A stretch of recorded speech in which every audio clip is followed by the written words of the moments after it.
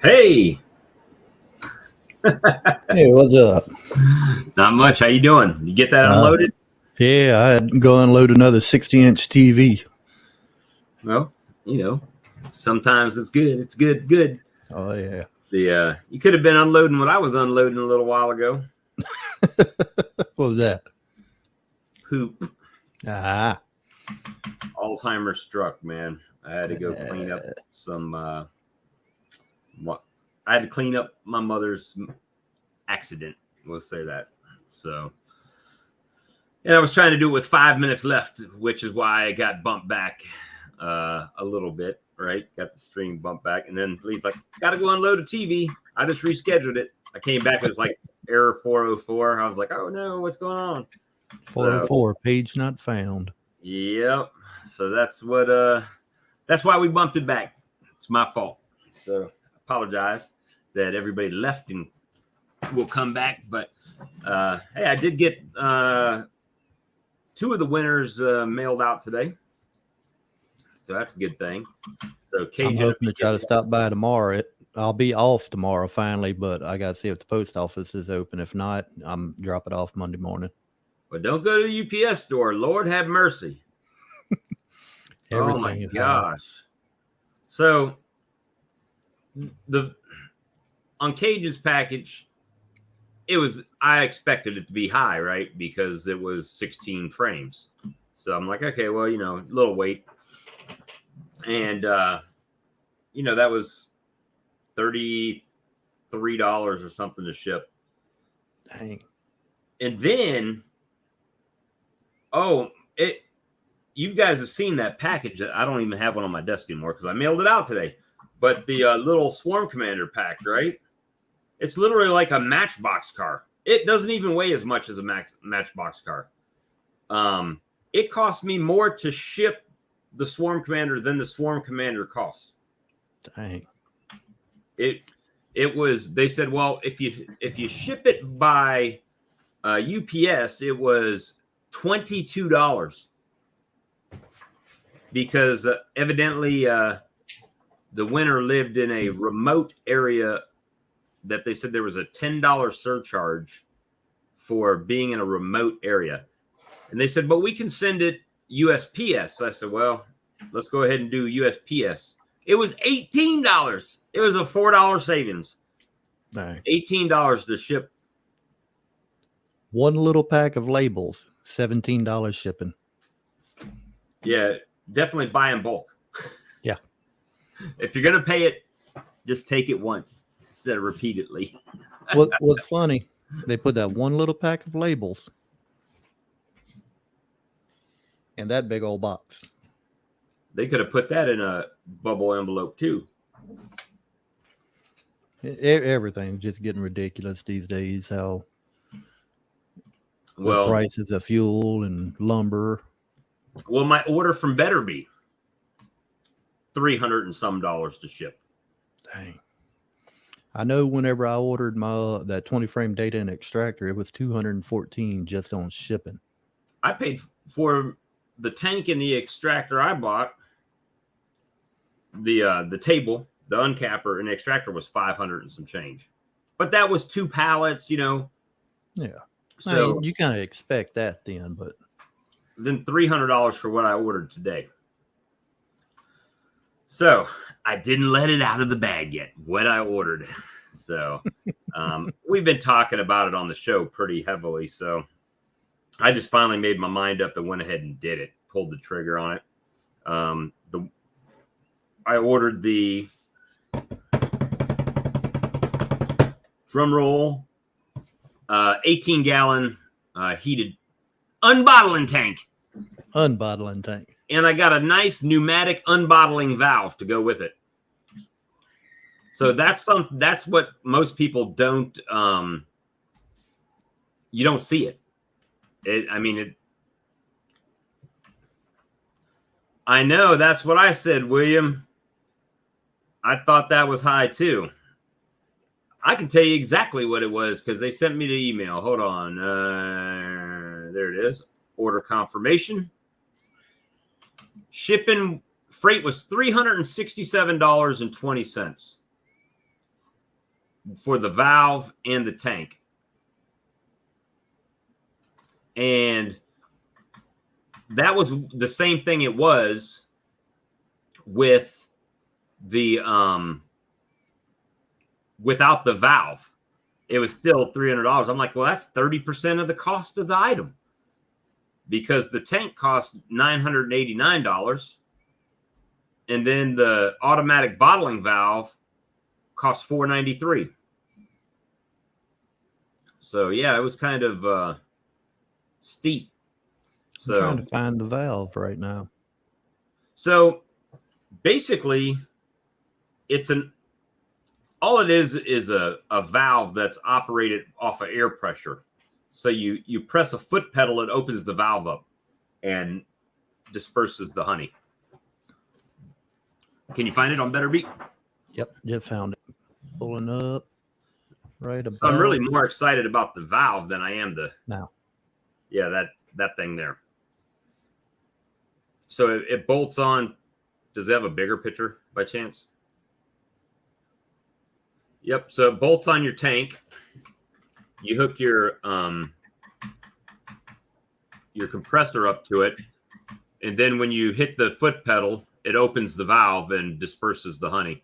And then you let off the foot pedal, and it stops, or at least one drips, or however many drips it gives us. And that's the tank. Yep, I didn't go with the water jacketed one. But we'll see. I'll just keep it at a lower temperature and just to thin it a little bit. And yeah, well, they could deliver it to my door, but last time when they called me to schedule, I said, I'll just come pick it up. You're only a few miles away from me, and went and picked it up. So knowing them, they'll probably ship it tomorrow and it'll be 2 weeks before it gets here. So officially, I am done buying stuff for a while. At least for this month. Until the next time I buy something, right? But you're going to find something. Well, I hope not, because I also I've got an order from Daydant coming, right? The nutrition labels, because I had the lady buy 25 bottles of honey today.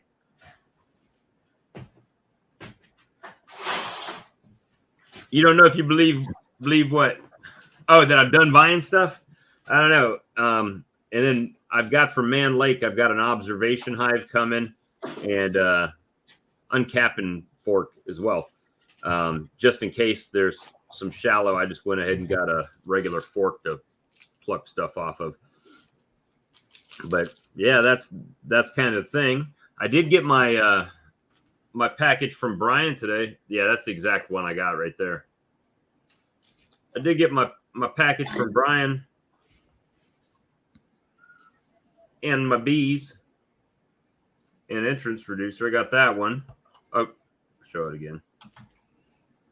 So it comes with everything. Inner cover. So you got the lid, inner cover, medium super, medium for. Hey, this is what I should have sent. I should have sent have Brad all these little tiny frames with a little wax on them. And then it comes with a queen excluder. It's got the little feeder and deep frames and bottom board, hive stand. But I also got something else from him in the box. Let me put my little hive back together here. Oh, you know what? I found out I haven't been a beekeeper long because I wear gloves. Did you hear about that? That one just didn't make sense to me. So I got a top bar hive. Of course, I could snap all these apart, but I'm probably not going to. But they would sit in there better. It's got the follower board and the all the top bars, inner cover or lid, and hive stand. I want to get. I like 3D printers. I would like to get one, but I'm also kind of like, what am I going to sell? 3D printed beehives? Brian's already got the market cornered. Of course, you can't always keep up with demand. Yeah, bees will swarm quick in that box for sure. And I had to add a medium to that first swarm that I caught. What was that, last weekend or weekend before? I had to add a medium to them yesterday. That box. It's well, I know fuller that than one, I thought. that one was for sure packed. Really, really packed. I'd done it so late in the evening yesterday. It was getting kind of dark, and I knew the GoPro wasn't just going to pick up out there, so I didn't even try recording anything. All right, I need some of my beekeeping geniuses out there. Here's the thing. This lady contacted me today. She goes to a farmer's market that is not in my area. It's over an hour away from my house. She's buying 25 jars of my honey, but she also sells CBD honey or hemp-infused honey from somewhere else and then resells it. But she said if I could infuse it, that she would buy it from me in particular. So, and she was talking about she might want 5 nukes later on in the year. So, we'll see. What you got up there, Lee? Of where? You got something in there? That's where I had your bottler up earlier. My unbottler? Yeah, your unbottler. Me too, in order to extra deep and medium supers, Langstroth hut. Yeah, so if my I don't know if Maxant, oh my gosh, Man Lake says that they've shipped my item, and it says the funny thing is when I got the notification, it says expected delivery April 15th, which is tomorrow. They wouldn't have overnighted that, would they? I wouldn't. Or did they already ship it and just send the notification out? Which one did you order from Man Lake? I can't remember. I ordered the observation hive. Oh, the observation. That's right. In case I have to go see the little kiddos in 2 weeks, 3 weeks from now. They could have shipped it the other day and then just sent you the email. It could be. I don't know. Because it just said like a label. It said it was scheduled for tomorrow, but the label was printed. And let me see if I see it. Better be Man Lake shipment. All right. Ship Hawk. See, on the page, it says estimated delivery date April 15th, but your order is being prepared for pickup is what it says. Oh, makes sense. Not at all. So let me hit the tracking number and see what. No, it just says label created, so it has not been sent yet. And I've seen it sit like that for over a week before Man Lake sends something out. So it'd be interesting to find out. But I keep telling myself I'm not really. I don't know what else I really would need to buy right now. I mean, I've got everything I need, right? I've got the bottling tank and valve, 30 frame extractor, uncapping table and steam uncapper. I mean, if there was anything, a wax melter, but I could still do that in the pot. I don't even have that much wax to render. So No, I don't either. I think for probably at least the next couple of years, all I'm going to do is buy an extra crawfish pot and just do my wax rendering in that. Well, what you got? You got the turkey fryer stand thing, right? That you I got a turkey fryer too, but I'd want something a little bit bigger. So that's kind of what's been going on here today. It was supposed to rain, never rained. It was just overcast all day and hot. I sold some honey today though, so that's good. Had a few people stop by. You're a Texas Beekeeper. Put the link back up in here. Hold on. Huh? Where's this James guy from? Oh, James. Oh my gosh. He didn't do it tonight? I didn't see it. He had to do it. Where does it say it? I'm scanning back through now. The very first one just says it's the face emoji. I don't know where James is from. I think he's from Minnesota or Montana or Maine, I think. He didn't say hi from Michigan today. Every stream has like a tradition. On you, James. That's a tradition on the show. We got to get some people in here. Where's Mike hadn't shown up? I haven't seen Charlie in a few days. Haven't seen Rich in a few days. Time is honey. Talked to him the other day, but I haven't seen him. He just said he's been busy working.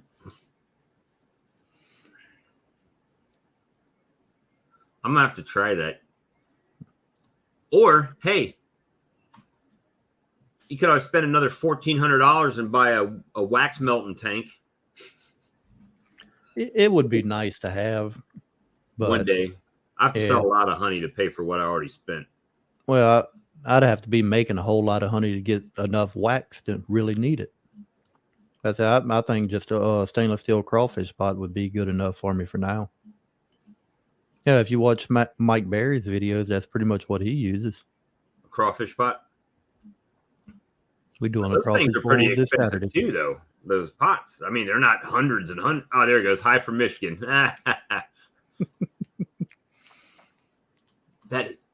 Drop a link to that. I've never seen it. The huge Finley wax melter. Oh, he may not be able to drop a link. Finley wax melter. Let's see. But I feel complete now. I've got my bottling tank.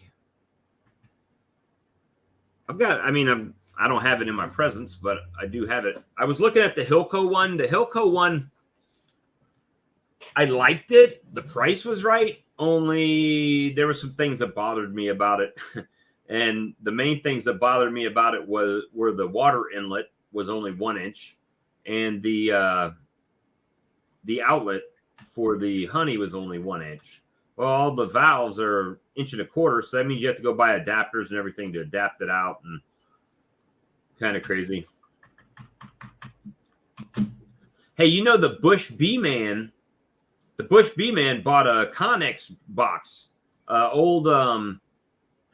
Is it called Connex box? It's just an old tractor trailer box that he had out there that he opened. That's where his extraction room was. I'm looking for that Finley wax melter, but I'm not finding a link for it. But the Finley, well, it might be a Canada thing. Maybe it's only in Canada. Who has it? Who has the Finley wax melter? I even thought about getting a solar melter, but those things are a few $100 too. I'm like, come on, it's a box with a metal tray in it. I even last year I put some wax in a mason jar. You figured the glass would radiate the heat and melt it, but nope. Hey, Bruce. So, yeah, I don't know. I don't know on that. But, you know, they were back on the peppermint 1-to-1 today. They didn't get it all down yesterday, but I think they took it today. Yeah, I got to get out in the yard tomorrow and put some more peppermints in my hives. That You know, did you watch Brian's video today? Yeah, well, I caught part of it. That polyhive. I was having bad signal at work. That polyhive that had the beetles in it. He didn't see no beetles in it today. That was the only one he had put peppermints on before. Oh, that's good. So at least he didn't mention that he saw beetles on it. Use a rice cooker. That's a good idea. I can't even do it in my oven really because my oven, like, you know, you can use a pan with like a cooling rack and you can even put like a cheesecloth or something on it. And then, but my oven will only go to 180 degrees. That's as low as it goes. Mine will do 170, but that's it. Which is, I mean, it's a little bit warm.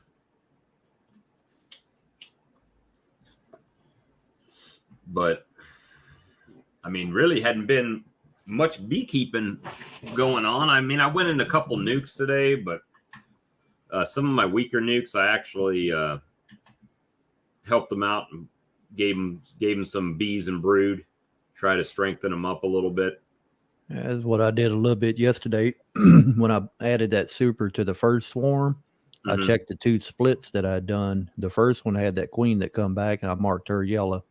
The second split, I'm still not seeing a queen. But whenever I checked the first one yesterday, she had one frame completely both sides covered in eggs, and then was starting on another frame. So I moved one frame over into that second split, hoping they'll draw a sale off of it. Hey, that Finley wax melter is sold in Canada. So we need to, here's what we'll do. We'll get James Noel to cross the border from Michigan into Canada and buy the Finley wax melters and bring them back to the United States, and then we can sell them. Yeah, I saw that video yesterday. Yeah. The swarm. That's I haven't seen any swarms around here. I haven't gotten called for any swarms. One guy that I kind of mentor called me and said that I guess he had replaced a commode and he had a commode underneath his carport. And he said he had bees going in the commode to try to see, you know, like lots of bees under there. He thought he was going to have a swarm. So, hey, look who it is. You got Mike down here. What's up there, Mike? Minnesotan. I heard you say my name and I thought, oh, damn it. Yeah. Come on. I saw you come in. What'd you buy now? What did I buy? Actually, what I'm shopping for is I want to get some deep frames. I'm looking at the plastic, the brood frames. Right. And then some honey mediums, and I prefer wood on those because I'm just not slipping them that much. But actually, it's the other way around. Sorry, I want the wood, and I'm looking at going back to the Premier. They just have good wax on their stuff, and on the Premier. Yeah, but I also want to do a comparison between Acorn, the Man Lake, and the Premier, and checkerboard them in 3 or 4 boxes and let the bees go and just see what they rise up to. You would almost have to do it. Well, it's kind of hard to figure out because they're going to start at a starting point either way, and I don't know if that really matters on what they're pulling it from, or if it's just where it is in the box. So these would be brand new 10 frames. Nukes added onto 10 frames. And I just literally put a bare box of frames up above. Well, not bare, you know what I mean. Right. And then just give it a comparison, just for giggles. I mean, well, I saw the Skinny Bee Man Joe May. Yeah. He did one where he did foundationless and he did plastic. And he said without fail, they went to the foundationless ones first. Which it makes sense because they draw on both sides at the same time. And they can only draw one side on the That plastic. makes a tremendous amount of sense. The other thing I want to get is just hang on a second. Move over there. Financially, it doesn't make a lot of sense, but yeah. Well, I like to get some wax frames too, so I can just cut into strips. And the reason for that is that I'm looking at making some of the comb honey in the jars. Right. You guys have seen that, and I'm also thinking about just putting in some strips. Just to screw around with swarm cells. So I want to get some natural wax too.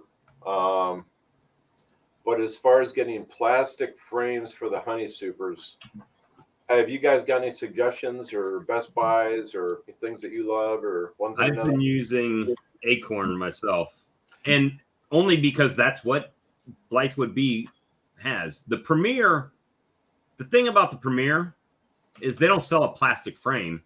They only sell the foundation, the plastic foundation to go in a wooden frame. Well, Bob, they've got a great business model because their foundation is so doggone thin.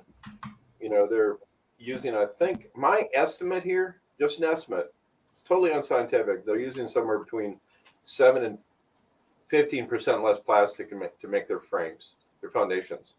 You know, and God bless them. Right. That was a big concern when they first came out. I remember came and looked at them and says, I wonder if these things are going to fly out of the frames. I haven't heard anybody bring that up, you know, where that's actually happened. Now, I've had some with the Acorn foundation like that, because I've got wooden frames with that too, and they drew it out well. But if you mess around and leave it out in the heat, that thing will bow. Like, especially if it's laying flat, it'll bow from the heat. I had that happen with the Acorn drone frames. Really?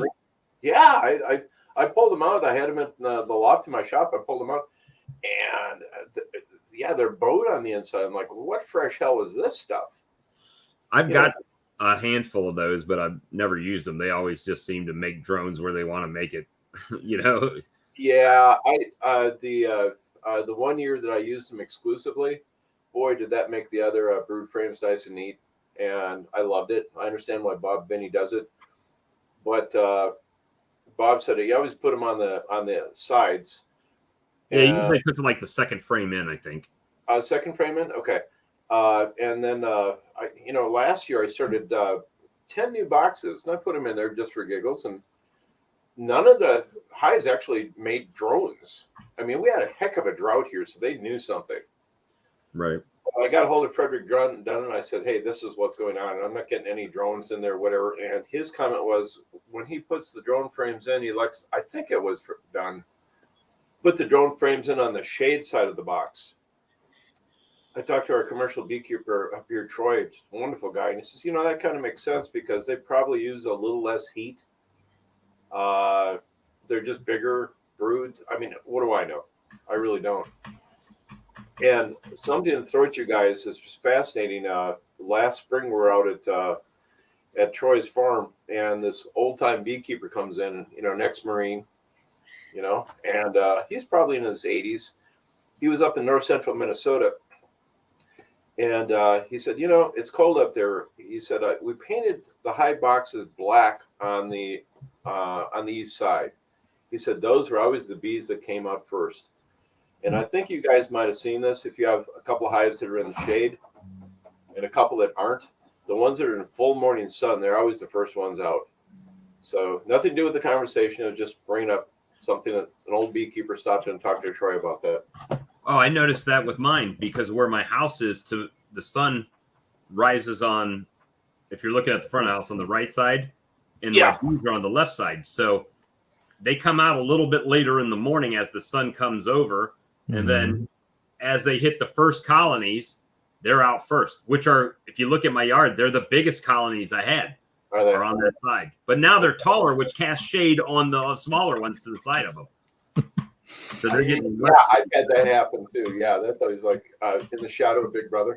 Yep. And actually, Bob, there's something I wanted to talk to you about. You enclose that porch to make your honey room. Yep. And I think I've seen a couple of videos where you're leaving your yard light on. That's a motion light. Yeah. So I've got this really cool deck in back, and we've got the light, along the pergolas, then underneath the railings and whatnot, and underneath the umbrella. Yeah, it's a neat thing. And we had to turn pull my electric off of that thing. What's that? Pull my electricity off of that light? No. We had to turn them out. We'd sit out there and have a couple of adult beverages at night, and moss we had to turn them out because so many of the bees were, coming up and at night and gathering around these things, which we thought was pretty funny. But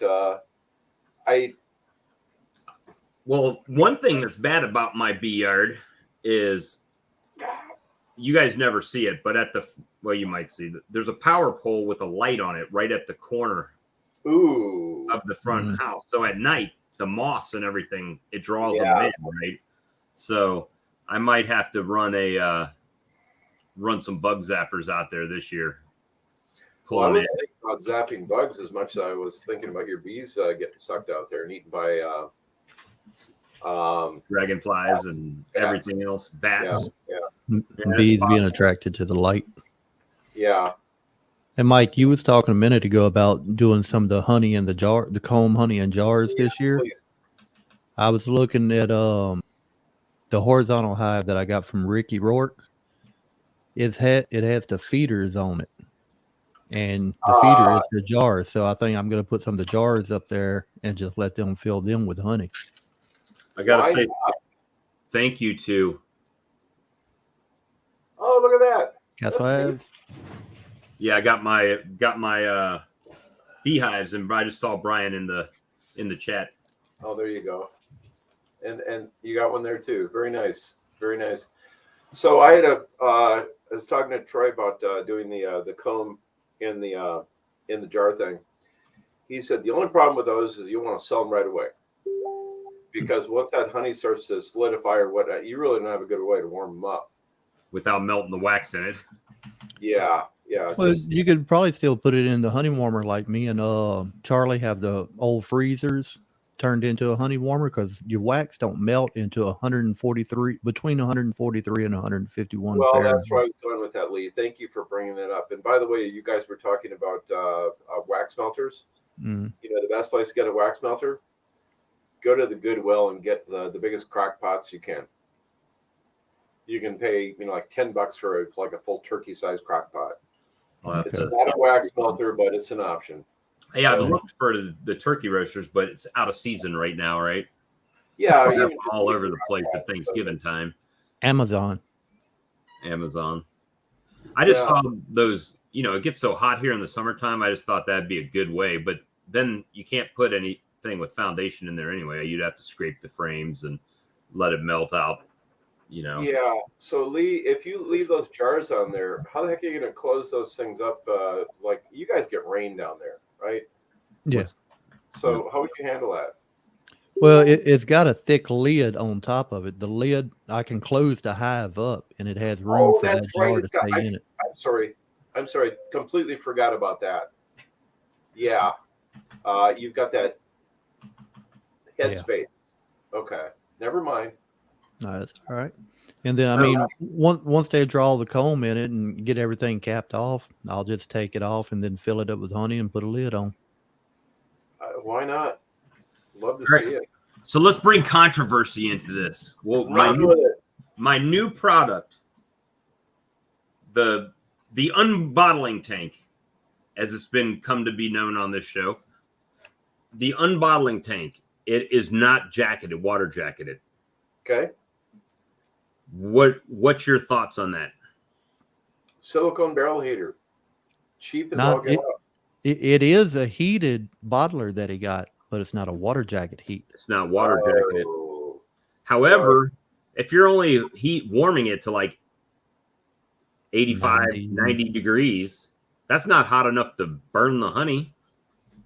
I'm thinking more along the lines of hot spots, because I have no idea how that thing is heated. I mean, well, supposedly it's got element, I don't know how they do it, if it's like a warming, like you said, electric blanket, Lee, or something, where it's got the strands. I don't know, but it supposedly does the sides and the bottom and everything, but it's just not water jacketed. So I don't know if it's more like a bee blanket around a thing, type of deal, but it's just inside. I don't know. It's just not water jacketed. Bob, have you read any reviews on it as far as like having hot spots or it works great or No, I haven't mastered Polish yet.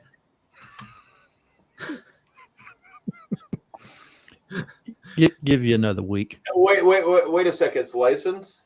Yeah, licensed. Oh, whatever. I've yet to have a product like that come across my desk that it didn't work. So I'll just shut the hell up. Well, license not that popular in the States right now. I mean, if people looked at the price, it would be more popular, I think, for what you're getting. So along your venue of being controversial there's a reason that I went with, Thank you.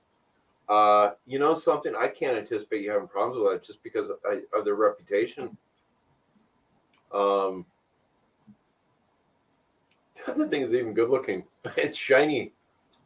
It has a what did it say in the description down there, Lee? As far as it I'm says guessing it's the bottom element, because the only reason I say this is if you look at the floor space between where the valve is and the it says controlled heating elements in the walls and floor. Preventing the need for a messy water jacket that needs to be constantly monitored. Makes bottling and decrystallization of honey easy. You might be onto something there. I've never seen that one brought up. And it's only 120 volts as compared to the other ones that were 230. So the thing is, I caught it on it's 250 watts. So it is going to take a period of time for that thing to heat up. We're talking about possibly overnight, depending upon how much you push it. And that's fine, because how many gallons are you going to do at a time? Right. But that being said, you're talking about the heat that's down in your area there, Bob and Lee. He's got that enclosed porch thing. It's going to get hot in there. If you leave that thing shut up and you got all your buckets of honey out there or whatever, you might not even need to turn the thing on. Right. Not till the winter time or something. Yeah. Well, actually, yeah, there you go. That's a really damn good point. So, I mean, we'll see. We'll see. Hey, I'll be the guinea pig. Nothing like a crash test dummy. Well, yeah, the best thing, I mean, I like the valve. The valve was yes, it was more expensive than the one drip valve. Yeah. But the valve, to me, I already have a compressor, so the valve was seemed like I didn't find any reviews on YouTube. The lady at Better Bee said that's the exact valve they use at Better Bee to do their honey. Now, how do you dial in the ounces on that thing? It's just like using a regular gate valve or whatever. You just push the foot pedal and it opens the valve up and okay, I'm with you. And lets the honey come out. So you just don't have to touch it with your hands. I can hold the bottle and a lid, fill it, screw the lid on, set it to the side, do the next one. Now, LaGrange, you mentioned 104 degrees for honey. You're probably right. I know that Bob Binney did a whole thing on how heat affects honey. I think he does it at 95 degrees is what he runs his at. Right. And I think his caveat there is we only keep it at that temperature in order to make it run. And then after that, we're down. And he went through the percentages and whatnot. So I don't know where you got 104 degrees with. I'm assuming you're right. But, yeah, I think 104 is when it starts killing the beneficial properties of the honey. You do have the degradation over time, and heat just speeds it up, of that mysterious critter that the main enzyme that Bob Binney's always talking about. And I've been meaning to actually write it down on the wall so I don't forget it. I'm going to drop a link in the comments here to that article that Bob wrote on the honey temperature in Bee Culture magazine. Wonderful. That's just really great. I'll tell you what, the other night was so fun, even though we didn't talk that much beekeeping. It was fun. Tuesday night, we talked a little bit of beekeeping, and then it went on the mead. And I've been looking at mead stuff so hard now. It's like you guys got me sidetracking. That's the new equipment you guys start looking at. No. I man. can't. I don't work. So right now, this is my work. Say a Unless little I go out advice. and do some other- If you ever want to consider making a still, the two things you can do to make it really simple. You look for about a 5 or 8 gallon stainless steel stock pot, stainless steel, and then you look for a matching stainless steel bowl that will fit over it, and then you make your own gasket out of the 2-part silicone, and then making the worm and everything else is just easy, to do. But the major components, Right. I hate saying this, but I sacrificed my favorite popcorn bowl to make the lid on that thing. But yeah, go for it. That's I've been making. I think I gave my dad a wine kit when I was sick. Yeah, about a half century ago. So I love it. It's good fun. It is. I mean, I've made some beer, but it was like in a plastic fermenter and all that stuff. I'd run away from the beer. I just secondary carbonation is always something that scares the shit out of me. Well, I mean, that thing, the kit that I had, you had like these little, basically rock candies. Oh yeah, you mentioned that you put down in the bottle, and then Yeah. you would put your brew in it and seal it.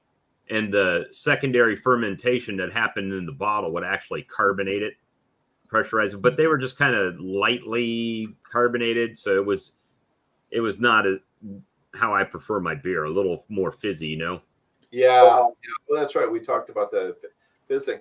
On a note of terror, we had a physics student from Carleton College that, and he was talking about he wanted to make a bunch of mead.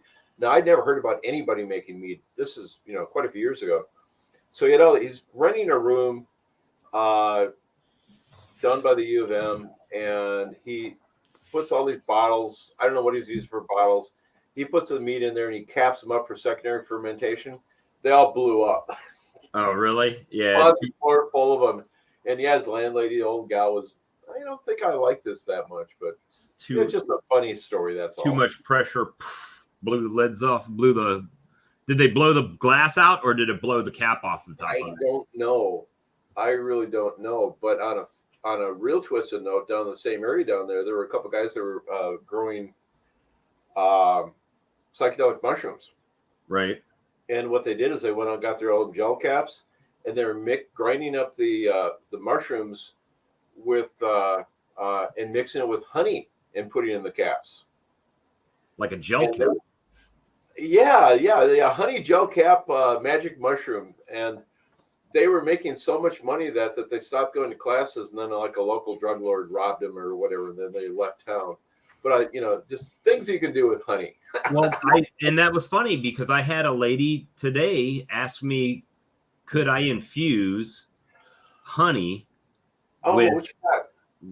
That's some mead I got from a guy that I sold honey to. Oh, lovely. Got cinnamon mead and some blueberry mead. Hold that thought out there. Popping off the blueberry. Are they dry or sweet? A little bit dry. They're good though. Yeah, no, I like dry myself. So Bob, I got an invite to put 20. We're not on broadcast TV. You're okay. I got an invite to put 20 hives on his property, and he grows CBD pot. Well, see, that's the thing that she wants me to infuse it. I looked at the place she's buying it from for 6 ounces. 6 ounces of hemp infused honey is like $30. Bob, do it. And I mean, I don't know what the legalities are. I mean, there are hemp farms here in South Carolina, but I don't know what. I guess if I didn't put a label on it, they don't know where it came from. I think you probably could, but no, I think it was going to vary from state to state, I think. But it won't have any THC in it, right? Or that depends upon who your supplier is, because I've had some that had no THC, and I've had other ones where I ended up singing Leonard Skinner with my Siamese. Right. So, I mean, literally, I was dancing in the corner of my desk over there, and he's like, I don't know what's going on. Don't stop. Okay. No, actually, I would market it mine. I wouldn't even have my name on it. I would actually print a label that was like tie-dyed or psychedelic looking from the 60s, and I would just label it as Magic Honey. That's it. Yeah, I mean, you could do that, but you got me thinking now when you're talking about how much that's going for.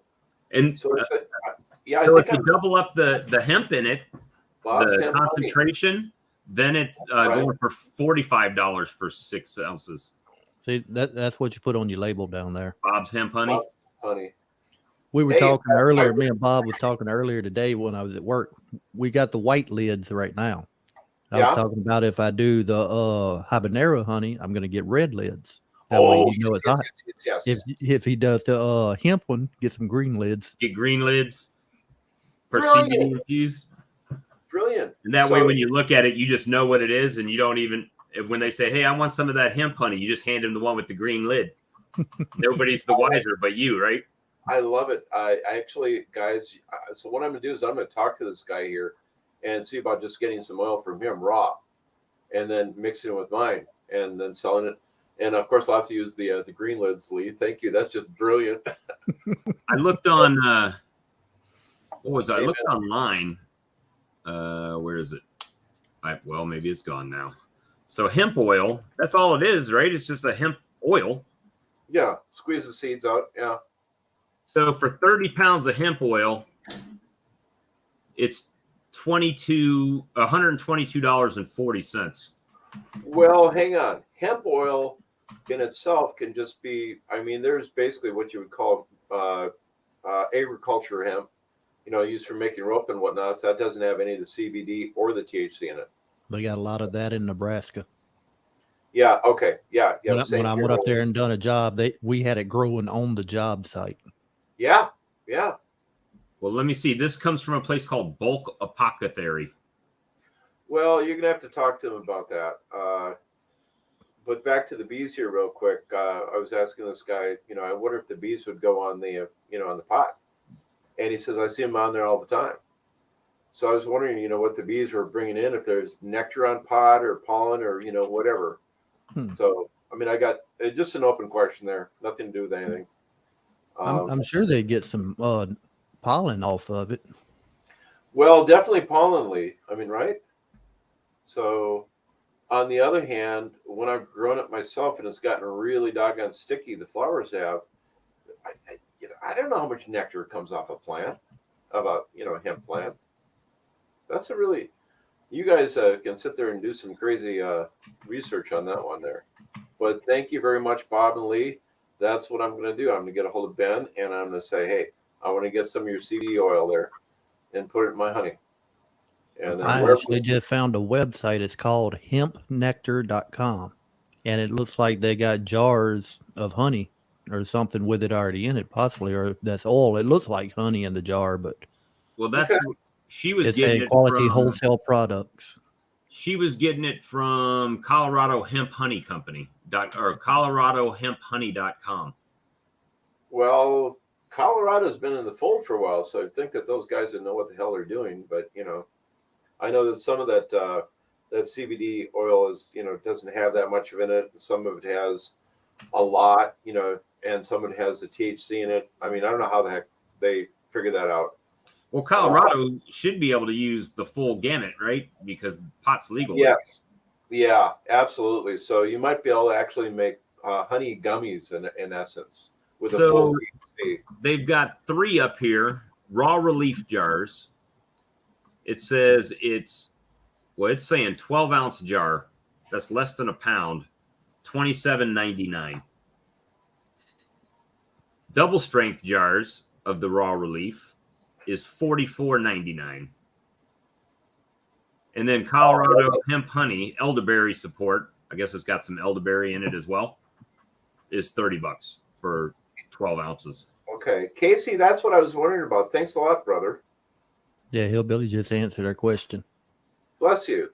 So, here's the thing. You're talking about spending, what is it, $8,000 on a bottling tank from Poland? Joke aside. We got to figure out a way to pay for our toys and, and make money at this. So, God bless you. They even sells hemp honey sticks. That opens up all sorts of possibility with Dancing with the Siamese. Tell you the truth. Yeah, that's I mean, just to be blunt, let me see. The raw relief, if you get 100, holy crap. $269.99 for 100 count. For the sticks? For the sticks. 100 sticks, $270. So speaking of which, have you guys looked at my oldest granddaughter just absolutely loves those honey sticks.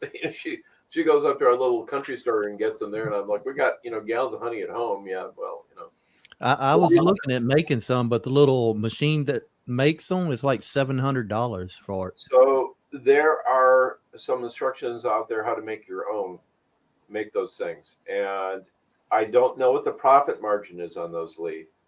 So well, these sticks with the CBD in them are 0.17 ounces. Brian, shut the hell up. Just being blunt, no pun intended. That's funny. My goodness. Now, I've heard a lot of places they'll sell just the honey sticks for like $1 a piece. That's what they go for up at our local store. So, I mean, you figure it's not very much in there. No. On YouTube, that infusion, it's just like I was seeing with the pepper infusion. They all heat the honey up to infuse it.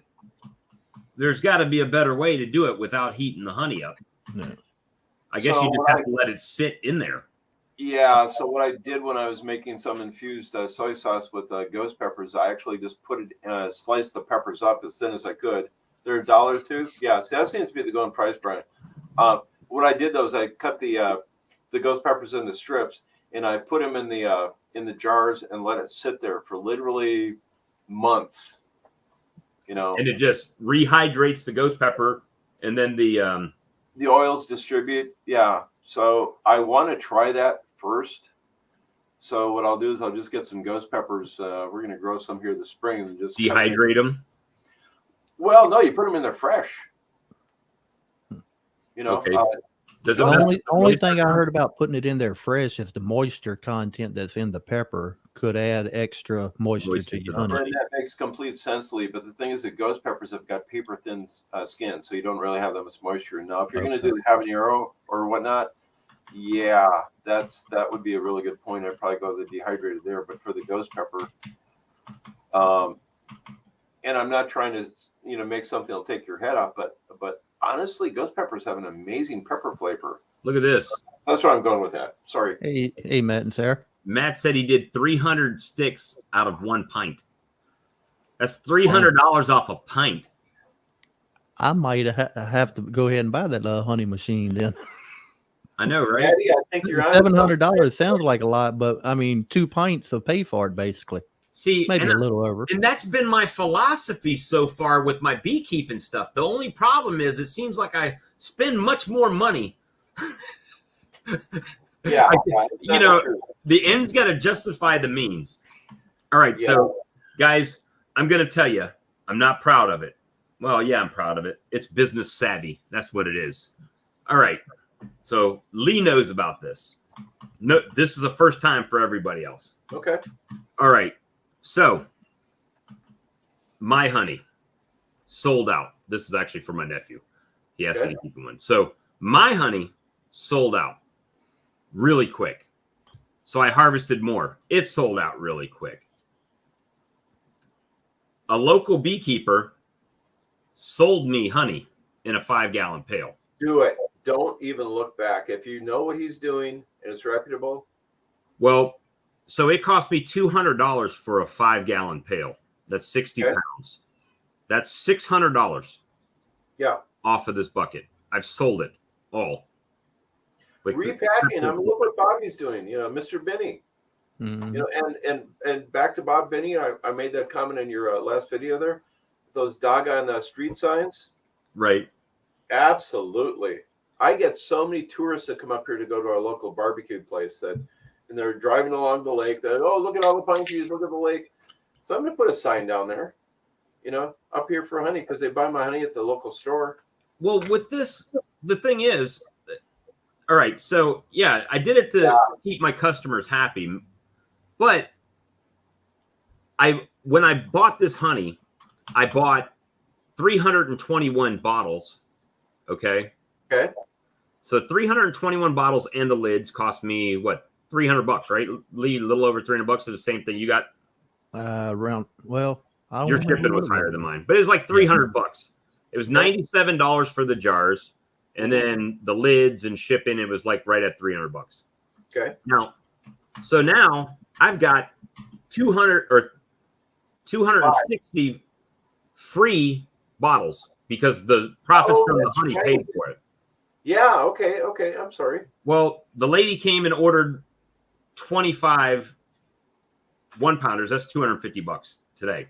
So I called up the guy I got the honey from and said, "Hey, can you get me some more honey?" So now, here's the thing. The first honey paid for the bottles and the second 5-gallon pail. So now everything I sell off of this is profit. Nothing. I mean, yeah, I'm putting the money out, but it, don't look back. And like Matt said, keep your customers happy. The only watchword that I'm having there is just make sure you know what the hell the guy's doing for mite treatments. And then the other thing is that when you go to buy it, right away pull your gauge out there and find out what the moisture content of it is. Well, I trust this honey because it's also the honey they sell in the beekeeping store. So yeah, that's what I got to do tomorrow. I've done run out of my honey, and I got a big event coming up next weekend that I'm going to have probably about a 14-hour day there. It starts at 6 o'clock in the morning and ends at 8 o'clock at night, and then clean up afterwards. So probably 16 hours, but I'm out of honey. okay. So I'm going tomorrow. I've already called. I got to get 3 5-gallon buckets. Yeah, there you go. You go, Brian. $400 profit, no brainer. And the lady that bought all these, yeah, I didn't give her a discount. My price is $10 a pound. What you do with it, what you sell with it after you got it, that's your business. I've seen people selling it for $12 a pound, which is what you're going to have to sell it for if you want to make a profit. Because I'm getting my profit off my honey because that's what it is. What honey is going for here in Minnesota, the other guys that are putting up there, I'm looking for honey in bulk. Well, even online, if you ordered from Amazon, you can get 5 gallons of raw Texas honey. I'm not in Texas, but Texas honey for $250 or something, shipped through Prime. Yeah, that's where it gets really pretty doggone weird because unless I know the Beekeeper or something like that, I would just be worried. Have you seen the raw honey in the grocery store that's got the orange label on it that just says raw? Actually, no, I haven't. But that company also sells it in bulk 5-gallon pails that you could buy. I believe you have to have one to sell your honey also as a Texas Beekeeper. Yeah, we don't have to have that here. Right. You got to be really careful with that too, because I'm looking for. So our law states here, that I can sell 4,800 pounds of honey without having to have an inspection of my honey processing facility. Okay, that's to individuals. So if I'm going to farmers markets and stuff like that, I don't have to have any inspection. I do have to, however, send them a copy of my label and get that approved. Okay. But that's it. If I go to over 4,800 pounds, which with my math is $48,000 in honey sales, if I go over that, then I have to have an inspection. But now here's the gray area in that situation. Everybody comes and pays with cash. We don't have a state inspector that comes and inspects the colonies. Right. We don't have a state, so they don't know how much honey I'm pulling. They don't know how much honey I'm selling. Only the information that I offer up to them. So, see, like here in Louisiana, ours, we have a limit of $20,000 that falls under the cottage market law. And I think in Minnesota we have something where it you just have to basically register with the state, egg department, which I I think it's just bull crap. But see, I was buzzing through trying to see if I can find some online honey here, and I couldn't find any bulk, but I did see in Minnesota the range on just looking at Craigslist, gentlemen. The range was anywhere from $7 to $12 a pound, and I honestly, I was selling mine for $10 a pound here. I had so many people come up to me and say, "You're selling yourself short. It needs to be $15 a pound." So I know it's going to run all over the place. What'd you write there, Brian? Heck, our county inspector has visited me once in 5 years. We got one inspector for the whole state. Yeah, that's pretty ridiculous. See, like I said, ours, as long as you're under 20,000 a year, you don't have to have the inspection and the license, and you can sell to individuals or sell for resale to a store. I got people wanting to buy my eggs, and I'm too lazy to go clean them. Now, that's one thing Louisiana restricts. We can't sell fresh, or not supposed to sell fresh eggs. Everybody does it at the market. I've done it, but they don't want you to sell them because they're not irradiated. Right. But if someone shows up at my house and says, "Hey, I want to buy some honey," the state doesn't know, or eggs for that matter. They don't have, you know what I mean? They don't know. They don't know.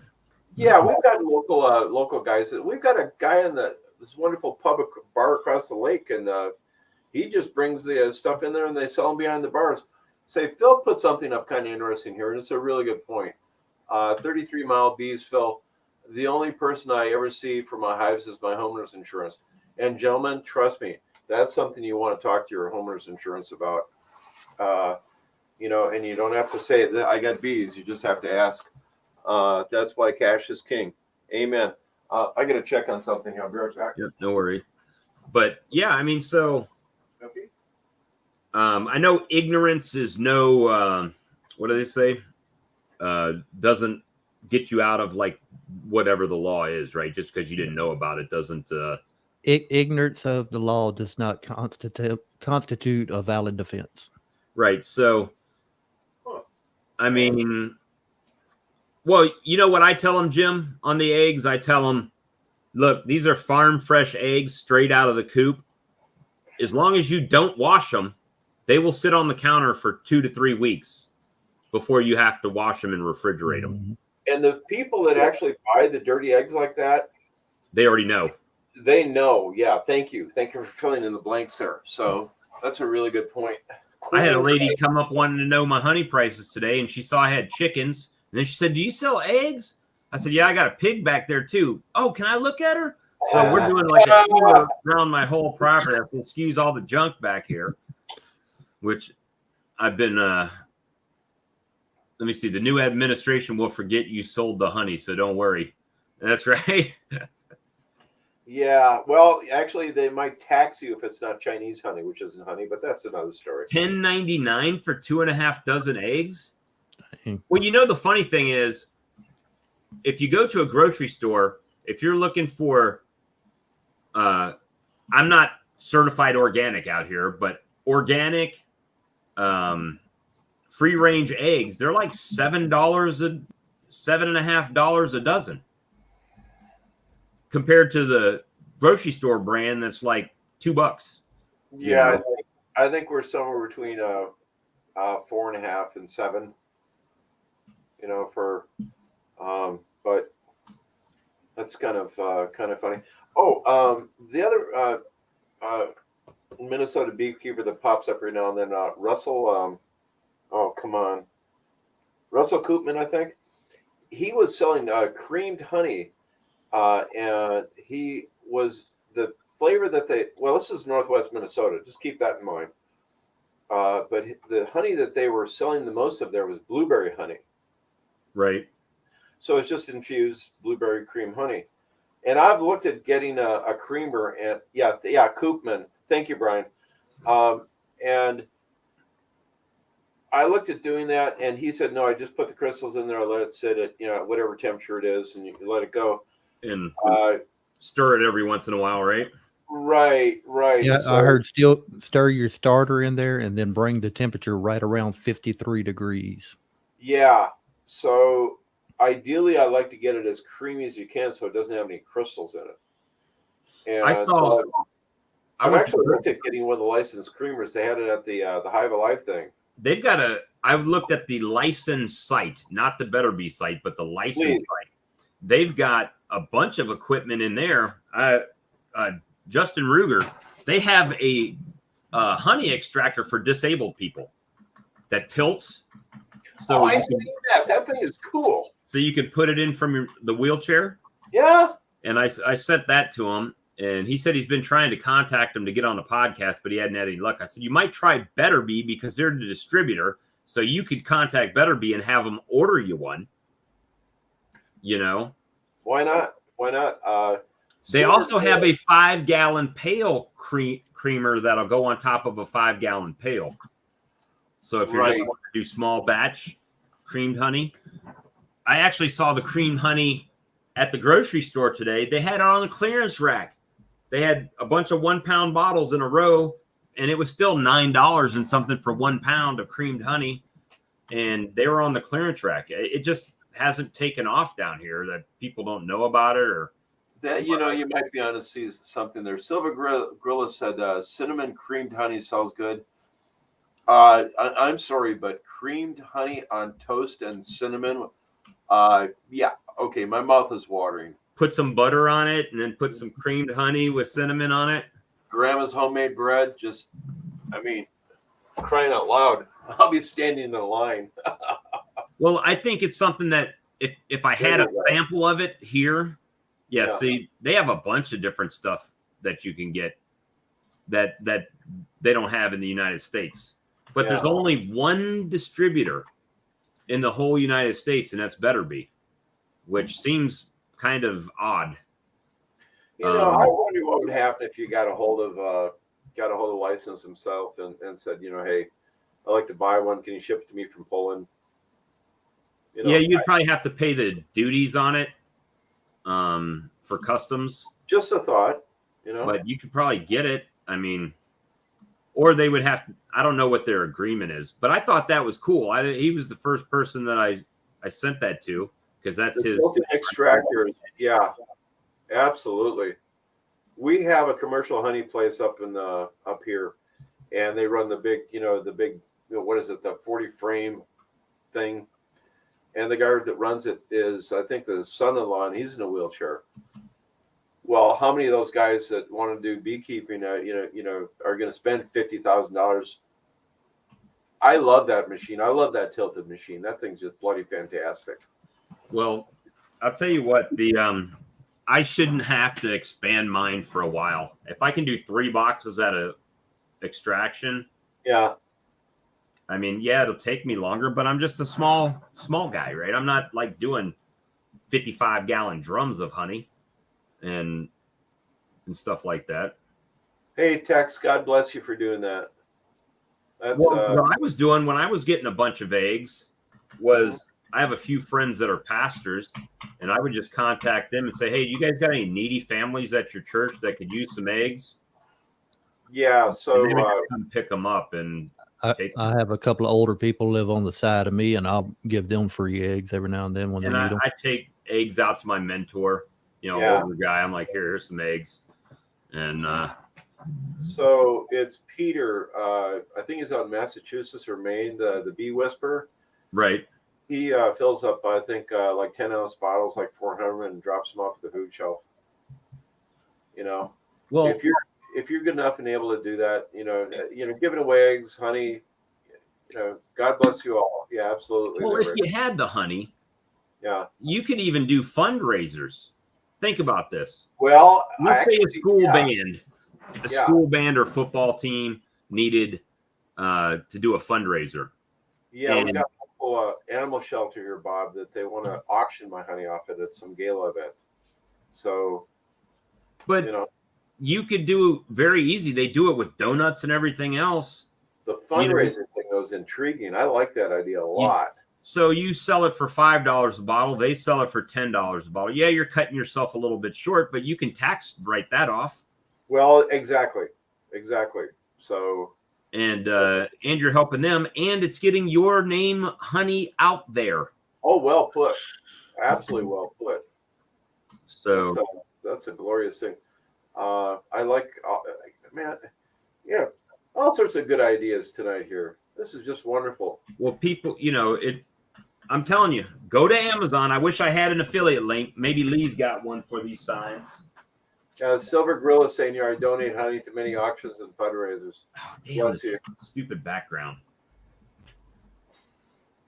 Let me turn my virtual background off. Okay, what do you got? But that sign, where did you get that, by the way? I got 2 of these signs on Amazon for $25. That's what you said. Okay. And they come with the metal stake post that you put this in here and then step on it and put it in the ground. Okay. So this thing paid for it. Well, this thing's already paid for itself. It just took, 2-3 people stopping and it was paid for. Exactly. And as summertime comes along, hopefully you get a little bit more traffic. That's just a grand thing. Had a 4-pound jar sell for $100 at an auction. Silver Gorilla. See, and you're getting your name out there too. So if people are willing to bid $100 on your 4-pound jar, they're going to remember your name. And the other people that bid on it that didn't get it, right? Remember it. So, well, see, I would be sneaky. No, I wouldn't be sneaky. It would be when you start doing the auctions. I mean, they know it's a limited one item, right? So you can't add. Well, we got another one if you want to buy it for the 80 and for the 70. So, but if you supplied a few hundred bottles to the school and the school was doing some kind of fundraiser for whatever, and they were selling them, they would go home. Hey, Mom, we're doing a fundraiser. We're selling honey. The only thing that I would tell you there is that I do all my honey jars. I've had little kids drop them, so I for the plastic. I would definitely do the plastic thing. Brian just put up a thing for the honey sign on Amazon there. Thanks, Brian. I'll have to take a look at that later on. I've been talking about starting an Amazon affiliate store, so when we talk about something when we drop the link, I think you get a max of 10%. So that would be $2.50. But if people are utilizing it, the beauty behind it is it costs you guys nothing extra. Yeah. Right. It doesn't cost any more because you use an affiliate link. It's just pointing something out. Now, what is SD? I know people. I think it's Castle Ives that sells their stuff on SD. If I'm not mistaken, there is that right, Brian? Yeah, Etsy. It's a basically for creators, people that make stuff and crafters and you can buy logos and all kinds of stuff on Etsy. Oh, that's neat.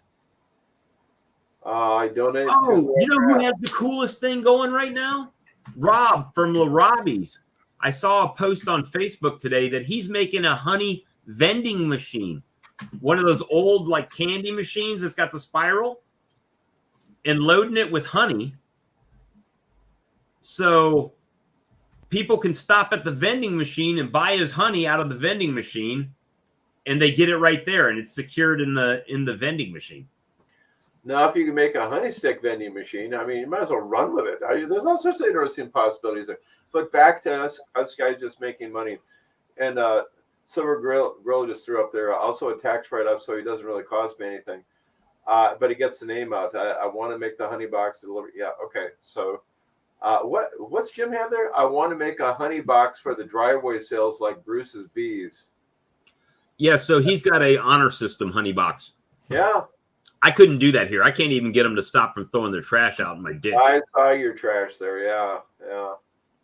I mean, I got enough of my own trash blowing around the backyard, but I try to keep the front yard semi-reasonable, Yeah. Vending machine is an awesome idea.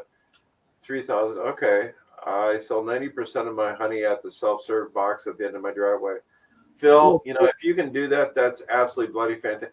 Actually, I might be able to do that here on the peninsula. I got a lot of people that walk up and down my road. Yeah. And I don't trust them to not break it open and steal the money. Then your sign is same going to thing work for you. Tupelo honey. Oh, don't even go with Franklin's talking about Tupelo. Yeah. Uh, who did that song about Tupelo honey? Was it in Elvis other Presley states or- and have other beekeepers stock them? Well, hell, tell them I'll take one. I'll do whatever it takes. I'll even buy a damn machine. It's just got to fit a 1 pound jar, right? And maybe a 2 pound jar on the bottom or something. Yeah. Tex, I like your idea of the ring cam on the self-serve stand. You know, there's all sorts of ways to get around it. I have 2 trail cams pointed out, so it takes a picture of everyone.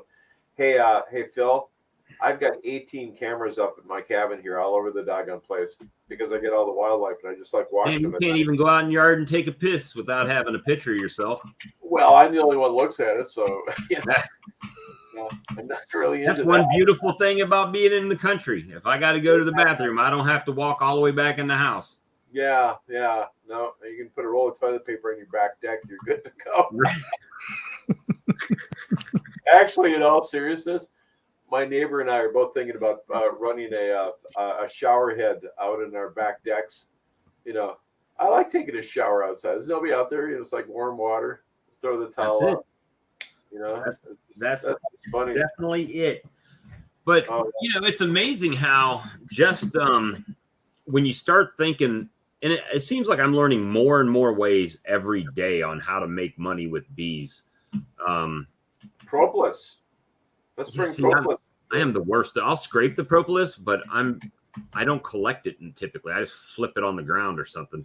Yeah, so I actually went and got some propolis traps, and gentlemen, they look just basically like queen excluders. And they got smaller cells on them, right? Yeah. And the University of Minnesota, that Mary Spivak gal, she's down the road here, the U of M Ag.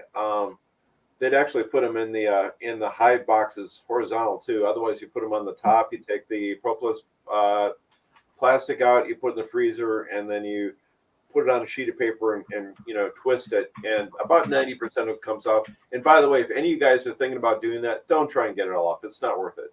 You just get as much off as you can twist it. Don't try and individually scrape it. Did you put it in the freezer? Is that what you said? Yeah, you put it in the freezer. Now, here's the fun part. We have a couple of traditional Chinese medicine places in the uptown, you know, like well-to-do established area in St. Paul. And that's where my propolis is going to go. I'm going to try and sell it right to Dr. Ewan there. Just to like natural medicine, homeopathic places.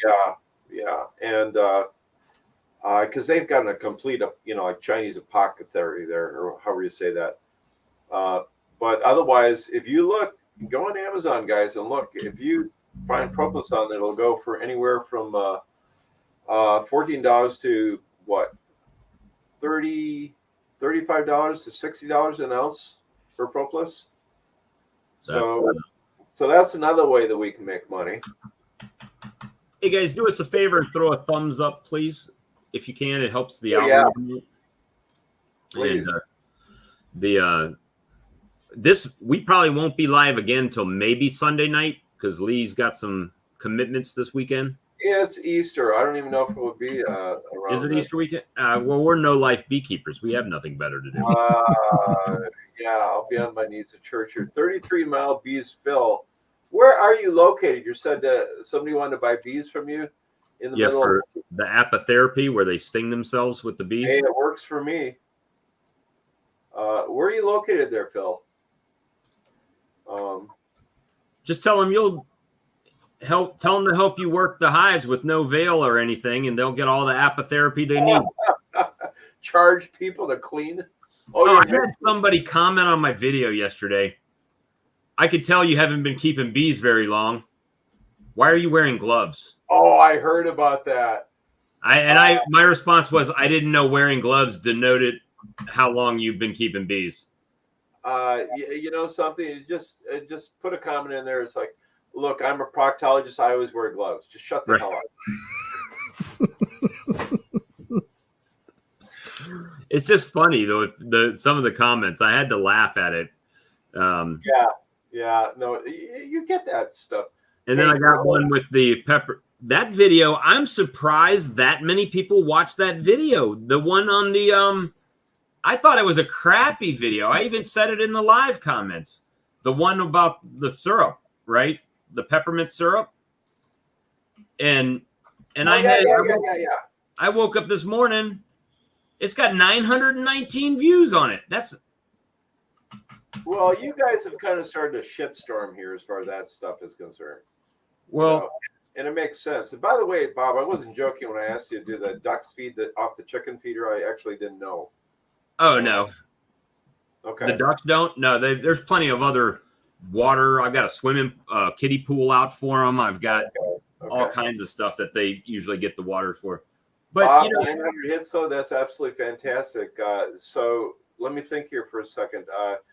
You didn't do a side-by-side comparison of just straight sucrose syrup, did you? no, because it wasn't the whole video was.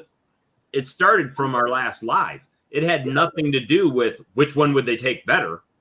No, I'm trying to get peppermint into the colonies. Actually, I would love to see you do that, though.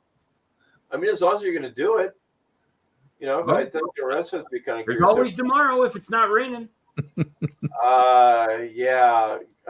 Gorilla says, I always wear gloves of some kind. Is that before or after you pass off the counterfeit bills at the local 7-Eleven there, Silver? Well, the funny thing is with the... Sorry, I couldn't help myself. It doesn't matter. If I use smoke, people will complain I'm using too much smoke. If I don't use smoke, they complain that I'm not using smoke. If I wear gloves, they complain. If I get stung for not wearing gloves, they say, well, you should have been wearing gloves, So it's just like, what? So like Dirt Rooster says, if you're going to smoke them to their eyes water. If not, they're going to make yours water. Right. Well, I mean, I'm not opposed to doing smoke, but a lot of times I'll go out there and only go through 2 colonies, and the only ones that I really think I need it on are the real mean ones. And I've only got really one of those left, one mean colony. And kill that queen. Just get rid of her. I just hate to see that DNA spread for you. Well, hey, Brian, when I started, I was wearing shorts and T-shirt and everything until I got a couple pissy colonies. Oh, yeah. And before I put on 40 pounds, I'd be out there in shorts and a pair of sandals, and that was it. But you mess around and get stung on that nutsack one time, you bet you won't be wearing no shorts. They were tearing me up in jeans. I've never been stung there, oddly enough. The funniest place I've ever been stung is on the tip of my mouth, and I have a profile picture of me. I look like a platypus. I got stung. Hilarious. I am not joking. You think your ducks have bills? I got stung right. She landed on my nose, right here on the rim of my nose, and put her little ass inside my nostril and stung me. Oh, you got it? Whoa. You got one inside the nose? Yeah. She landed right here and curled her stinger up inside my nose and got me on this. That was bad. That made my eyes water. There was a student at MIT that decided to find out what the most painful place to get stung was. So he had to sting himself and all parts of his body 3 times. I'm sorry. That's just, Franklin, same here. I get it at my neck and it goes away. But anyways, what he found out was that to him, the most painful place was inside the nostril. He said that was the one that dropped him. So, well, people come here and when they're getting my honey and they're freaked out by the bees. I said, if you can see that bee, you're not going to get stung. It's the one you don't see that comes in at 1,000 miles an hour. That's the one. Yeah. That zaps you. So if you see it just flying, they're not worried about you. So they will worry about you when you start swatting at them.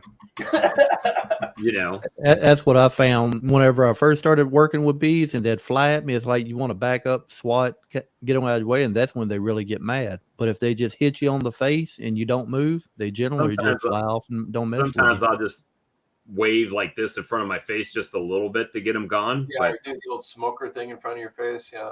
But people they just, they get freaked out. I got one guy, he's old as I was, military veteran, came out yesterday. He's like, I don't know how you do it, dude. I'd be freaking out. I said, I'll tell you what, you come over here one weekend and I'll suit you up in a whole suit and you can see that you're not going to get stung. You'll be able to tell if they're stinging your gloves. Most of the time now their demeanor's kind of changed altogether. I'm really thinking the flow has started good here. Right. It depends on what time of day it is too, because Bob Binney said it right. You have to be witching hour when those foragers start coming back. No, I go and have a cup of coffee or beer on the back deck and let them go. Right. But some people, yeah, they just go apoplectic when they think about even being around bees. I ran into one of the guys that's running for governor here in Minnesota, and I won't mention who it was, but this is a big, tough guy. And he just bees, and his eyes. His name really is big. Jesse, is it? And no. I said running for governor, not pretending to be a SEAL. But yeah, no. And I told him, I said, no, it's not in the entrance, and let the bees walk over. That did not help the situation. He looked at me, his eyes got even. That, we got to do to, Brian, you got one on the lip? Yeah. That'll get you. And there. He didn't even drink the And Storm I'm sorry Commander. if you're a big fan of Jesse Ventura. I actually know him a little bit more than I want to personally. Hold on one second. Hey, Brian was talking What's about taking down hive stands and building more. I'm going to show him a picture of how I got mine set. Comforter. And see if you can't find a rubber sheet. Okay. And diapers. Y'all probably heard all that. I thought I was muted. Sorry. And diapers. Please. More Alzheimer's stuff to deal with. Sorry, guys. But so I mean, there's tons of ways to make money with bees, and I haven't even gotten to selling bees until the lady asked me about nukes today. So make sure you zip up your veil, not like Brian. Yeah. It's just it's so Franklin almost put to in the there. point Hey, this where you can be pretty creative, to do things. I mean, the vending machine idea is great if you can find somewhere to put it. Just think if you could get that vending machine in a mall, in a shopping mall, at least a busy one, not one of these now defunct ones that are going on. But I mean, all kinds of ways. The main thing is that makes perfect sense. No, go ahead. Yeah, no, I like that a lot. Now the question is it regulated at 74 degrees or something? Lee, am I lagging or is it you guys? I think Mike's camera is freezing up a little bit, getting bad internet. I think I have some pretty good lagging going on here. That's the thing. Gloves do help. Okay, I've gone through so many gloves stuff here just by doing dumb stuff like making pollen patty and having the gloves on while I'm it was just bulk, and I just scooped some out and messed them up. I've washed them and then let them sit out to dry, and then the leather just hardened up, it shrunk up.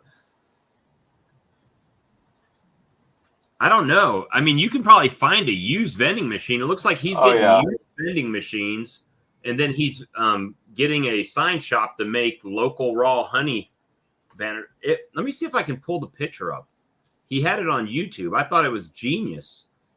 Actually, right. You could actually use a Coke pop can vending machine and get the right size bottles and put in there.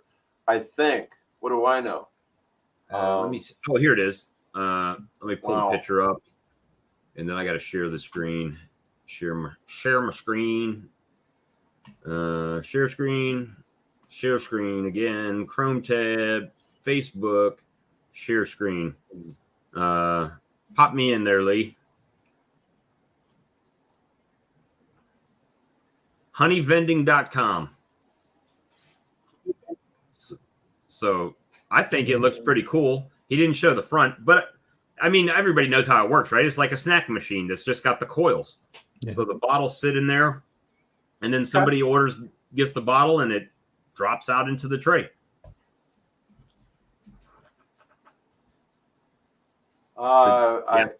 Randy Clinton wrote, I've seen somebody put honey in TSC, and no, it's all crystallized. What is that? What is TSC? Tractor Supply Company. Oh, thank you. Okay. Yeah, I had so to we look got at it a Fleet couple of Farm. times to Sorry. think about it. 50 cents to $1 would definitely make it worth it.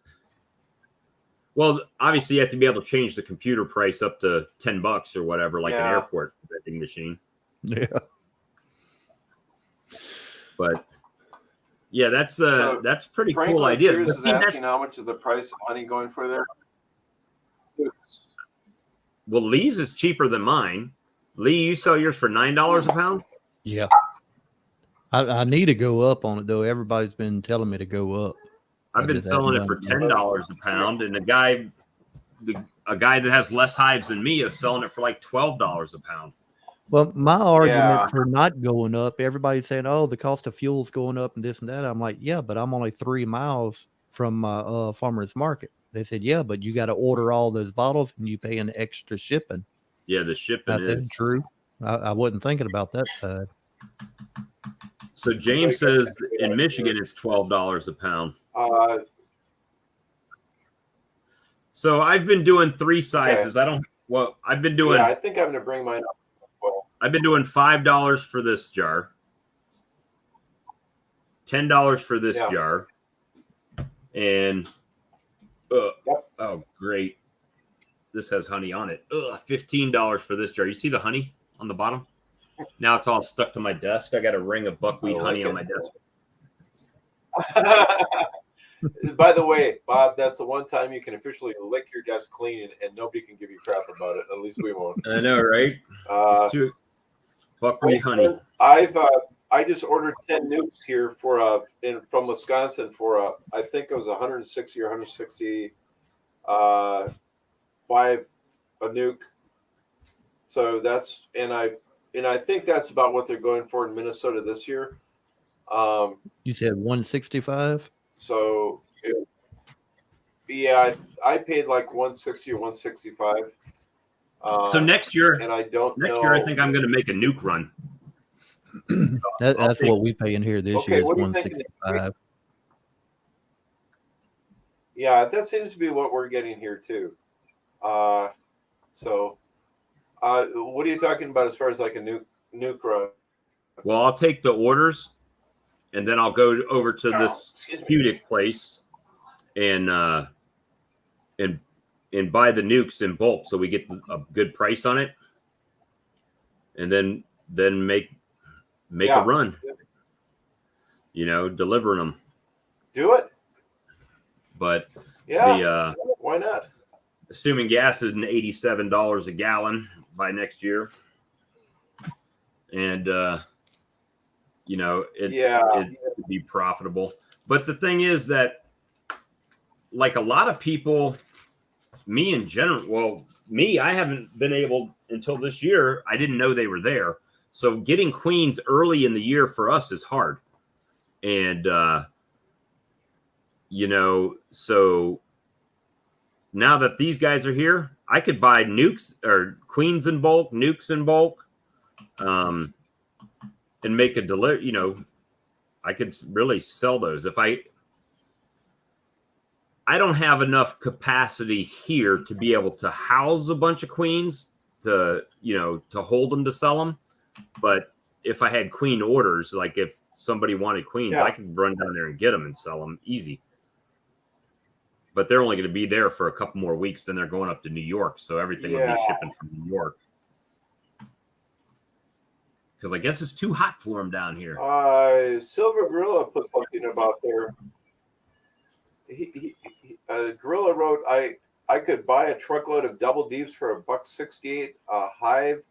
That's a lot of money, though. What are you talking about? Did they have bees in them, Silver, or what's the deal? He might be out in Cali. There might be almond bees when they come back. A lot of people sell them. But here's the thing. So if you're going to invest that money of double deeps, you go ahead and buy queens. So if you get a truckload of deeps, let's say it's 100 colonies. I know it'll be more than that, but let's say it's 100 colonies. So you buy 50 queens and the 100 colonies. And then you sell 200 or 100 nukes, right? And blow your wallet up. Because if you're splitting all those colonies into nukes, you could buy more queens, or if you graft, you could graft queens, and you could sell a bunch of nukes and make a bunch of money. Now, have either one of you actually looked at doing the graphs yourselves? Lee's got the NICOT system. Yeah, I don't I'm think gonna it would do be that difficult. I could do it. I've got the time to do it, but really this year I haven't. Well, I went and bought queens 2 weeks ago, a week and a half ago, whatever that was, and Yeah. and so I haven't needed them. And the ones that are queen less right now are Oh, that's right. hard time. Then I can just throw some eggs in there and let them make one. I'm trying to keep my big colonies queen right, and my small colonies let them make their own if they can. Oh yeah, no, the chat is split up for you guys, but we see all the chat in here, everything from either channel, so we can see where it's coming from either channel. Yeah, I just sent that to Matt and Dylan so they'd know. But we can see everything. So right now it's showing that we've got 29 people watching from our end, and I've got 20 on mine. I think 9 on Lee's right now. Mm-hmm. But you know, the giveaway the other night, Lee's channel, which is, I just hit 1,700 subs today. He had more views on his channel the other night with the giveaway than I had on mine on the video on the live stream Tuesday night, which is a pretty big feat. Yeah. Usually it's the other way around. I think it's the gifts kind of bring some in, but that's okay. Well, you know, free stuff always that's helps. what we're here for. Here to support each other. But so now I'm hooked up with this guy that does swarm removals. So my nukes that I got the other day, the ones I got for $83 a piece, basically. This guy does swarm captures, and he's at he's at what you call it? He's at capacity for his yards, right? He doesn't have enough equipment, so he has to sell them out to have more room to go make money on cutouts and stuff. So he's like, I'll just call you, man. If you want to buy more colonies as they come available, I'll just call you and you can buy them. I'm like, okay, we'll work something out on that.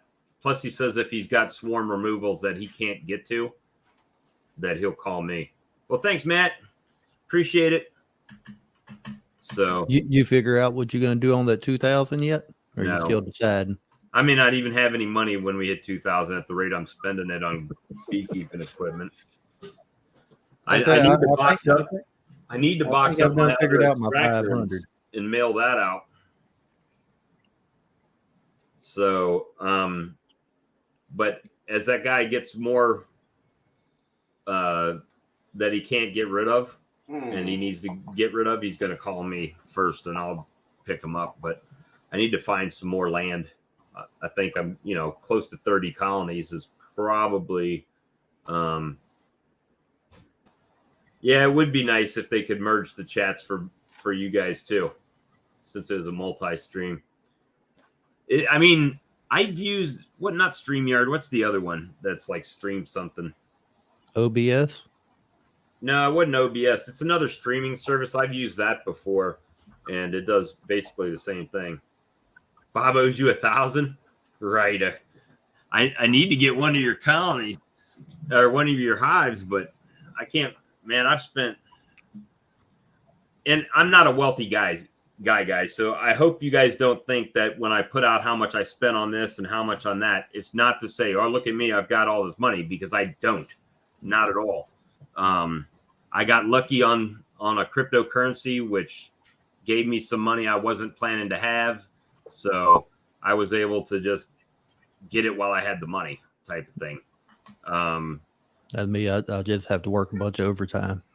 Yeah, so it's not. I'm not wealthy at all. And hopefully you guys don't think if I throw out a number that, oh, look at him, he's flying. No, it's not it at all, because I don't have it. Matter of fact, probably tomorrow night and Saturday night, since Lee can't do a live, I'll probably be Ubering to make extra money. So, hey, that'll work. Gentlemen, I boot my router here.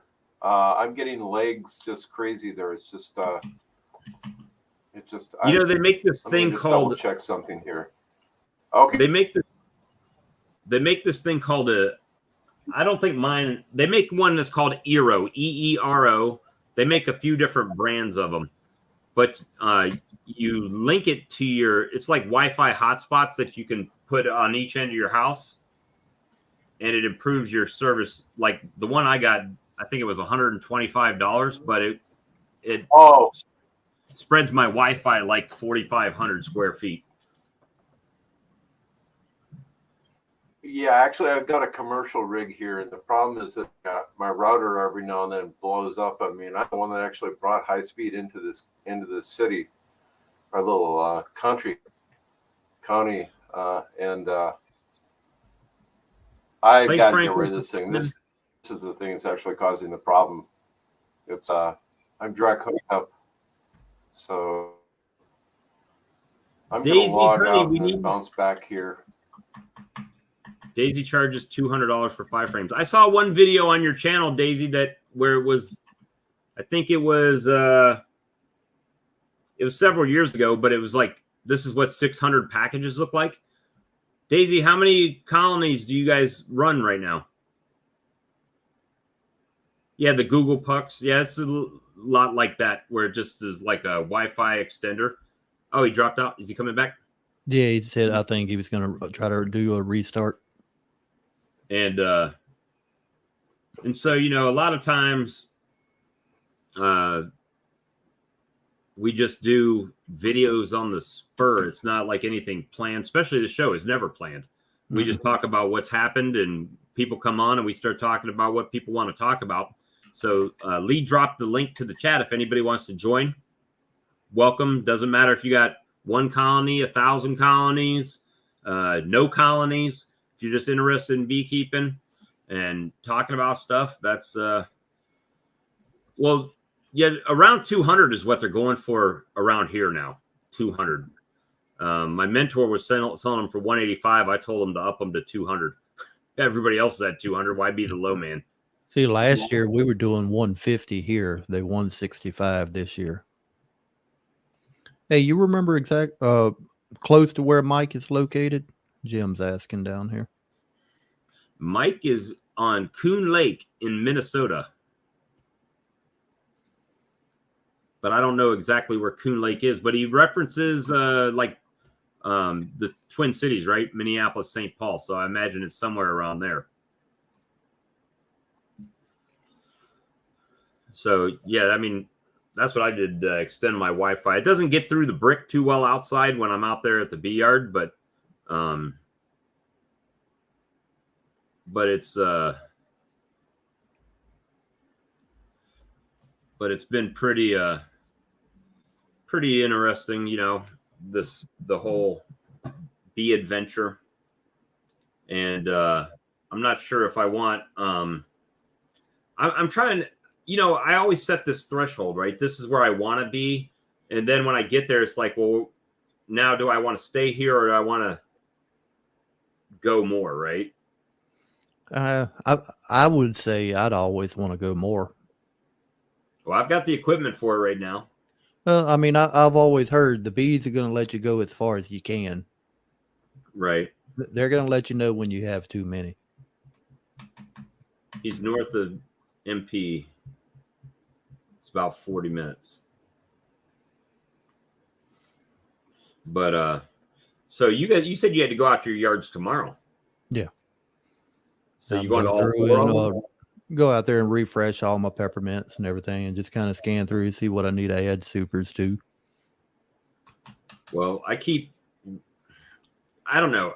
Some of my nukes are having still with the, first of all, not the nuke, but the monster colony. it's still doing wonky stuff. I know for a fact the other day I was in there, I saw a virgin queen. I caught her in a queen clip because I had a frame that had a bunch of cells on it. Then I released her back and took that frame off.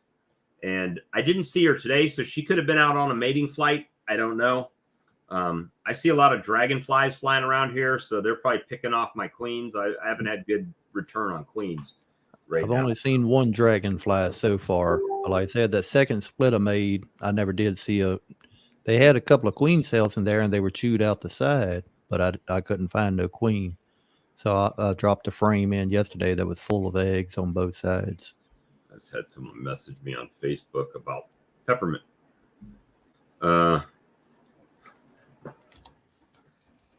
I'm live on YouTube. Join in, and I'll address your call. So, all right. So the peppermint. So we'll go back to the whole peppermint thing. I use oxalic acid for spring mite treatment, and I did buy some Apivar, but it was a little bit too close to the flow to put these on. So I'm going to do that in the fall, the Apivar, and get them real good. But so my nukes, I didn't put any on my nukes, and I saw 2 hive beetles in one of them today. But I have had good luck with peppermint overall with seeing the hive beetles go. Now, I know this isn't the high point for hive beetles. I understand that. But here, they're all year round. They just get worse in the summertime. Yeah. So I'm trying to kind of do it like people do mite treatments, right? Just keep the mites at bay, keep them low, keep them tolerable. And then in the summertime, hopefully that also kind of pushes into summer to make them more controllable. So the peppermint absolutely has worked. The hard candies worked. And then I mixed peppermint extract into Ultra Bee and made my pollen patties. There's Mike again. And then extract into getting the feedback, Mr. Mike. Made my pollen patties. There's Mike again. All right, there we go. Getting the feedback. You got a loop there, Mike. Sorry. Oh, no problem. But the so with the pollen patty, typically here, if you put just regular Ultra Bee pollen patty on, you're going to have beetle larvae in that, even if it's a half pound, not even a full pound or whatever. They'll probably maybe get 25% into it before you have beetle larvae in it. And so when I put the peppermint on, the peppermint pollen patty, they were able to eat it down to about, I don't know, silver dollar size, I guess, about like that little circle of peppermint patty left before I saw any beetle larvae in it. And so I removed it at that point. But going after that, back into the colony, there were no hive beetles. I went through 15 colonies after that point. But Mike, you're looping. Yeah, sorry, I shut her down again. Sorry, guys. But I went through 15 colonies with some people that watched one of our live streams that live 5 miles down the road. They just happened to catch me. And they're like, oh, I live in Hopkins, South Carolina. I said, well, I live in Hopkins, South Carolina. So we exchanged information. They came over and went through 15 colonies and found 3 hive beetles out of 15 colonies. So that's a win here in South Carolina. That's good. I think I've only seen 2 so far this year. And then the 2 splits I made, I didn't put peppermint in them. And one of the pollen patties, I noticed just a little bit of hive beetle larva, but I didn't see no beetles down in it. Now, earlier in the year, were you seeing them or no? No. See, but you guys can go back to my videos. Well, you know, Lee, you were watching them. Yep. My videos, there was hive beetles everywhere. Back in January. Yeah, you pull out a frame. Well, there's a hive beetle crush, you know. And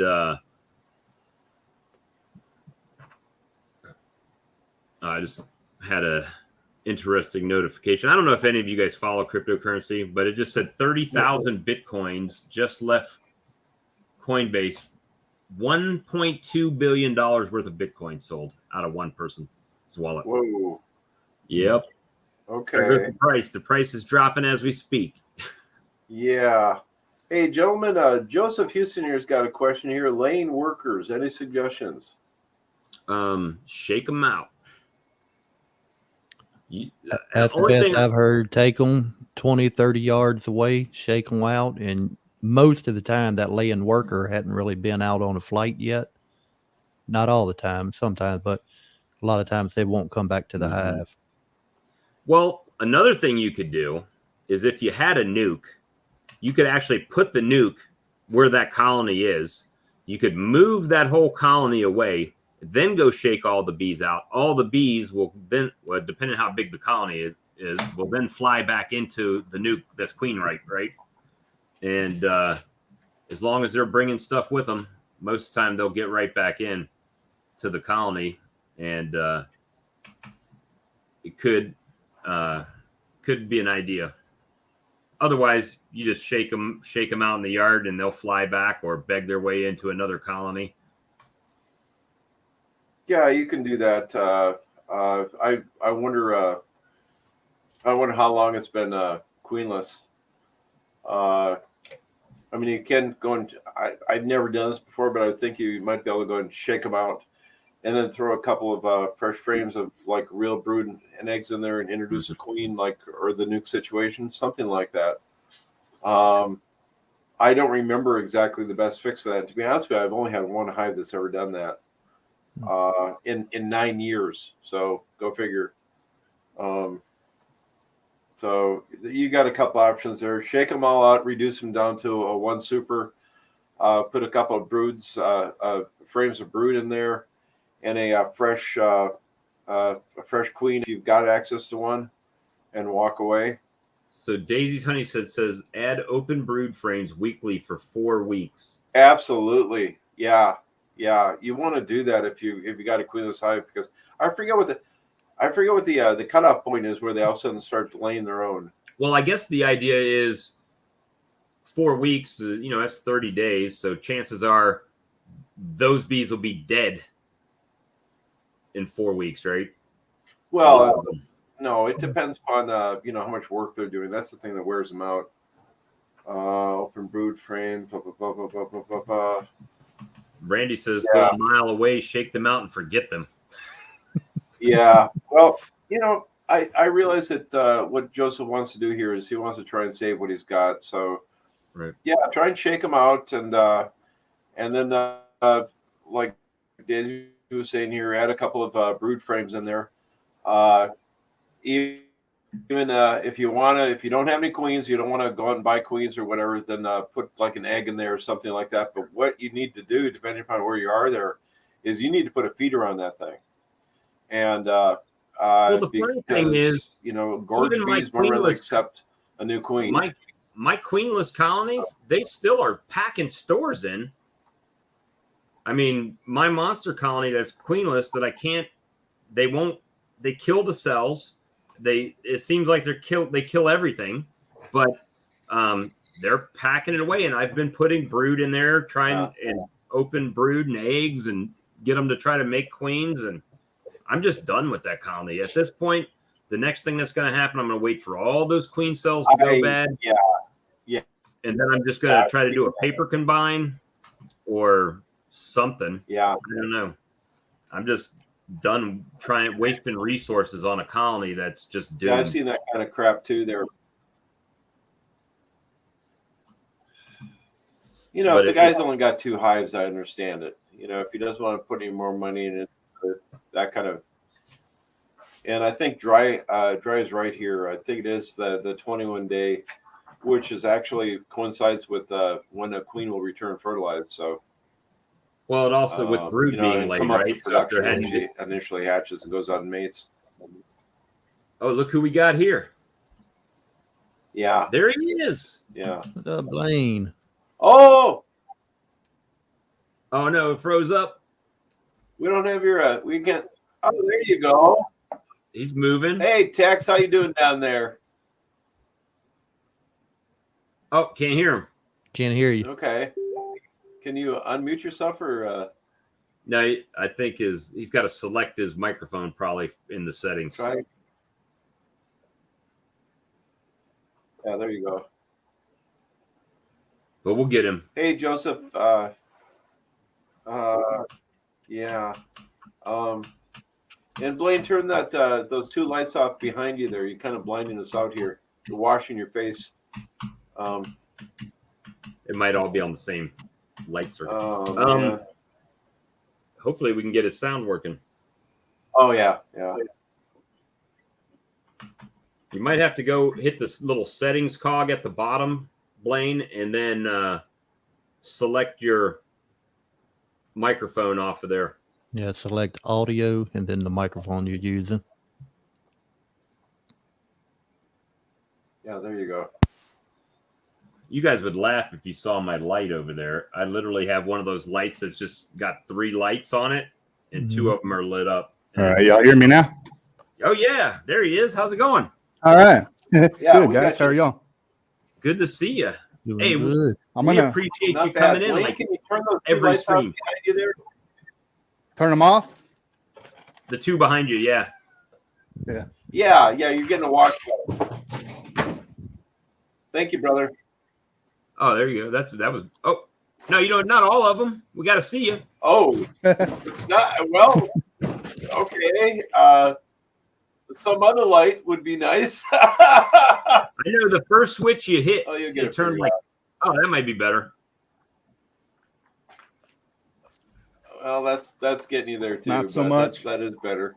There, Oh, how's there you that? go. There Yeah, we go. that's it. That Oh, looks there's good. Turn right the- on, spot on there, buddy. Now he looks like a Yeah. rock So star. how Look at are him. things? Whereabouts in Texas are you? About an hour and a half, Where? and a half or so northwest of Austin. Okay. Bertram, if you're familiar with the area, Oh, okay. near Burnett, It's been many years. How's your weather down Hill there right Country. It's pretty good. We had a now? Okay. How's your? little storm 2 days ago. A tornado came through north of Austin, about 45 minutes in Florence, but nothing out here. We got maybe a 1/4 inch of rain. How many colonies you running So now? you're okay. I am, as we speak, I'm at 23, and I'm doing my splitting tomorrow, so I'll be probably 26 at least. Now, do you Not have mated? with the queens that you're splitting off of? You said do you have queen cells, It's basically walkaways. So walkaways? I've got them. They've been in there for 9 days, so I'm going to go in tomorrow, see what frames I have that they laid up some queen cells on, and Right. make splits with that. I've done. Hopefully they're on different frames. Well, last year I had good luck with walkaway splits. This year hadn't been that stellar, so I invested in some queens, and most of them are doing all right, but my nukes for some reason just aren't doing good. Not doing real good. I did add like some of my weaker splits. I did add some brood to them today, brood frames, so or at least one, and shook some extra bees in there just to try to give them a fighting chance, Yes, sir. But so how many splits you making tomorrow? I'm hoping to get at least 3. 4 would be nice, but it depends on how many frames they've got cells on. Do you have preferably? Do you have a goal sorry, for how go many ahead. colonies you want to run? I want to be at. I said 40 by the end of the year, but I'm thinking more like 50 or 60 now.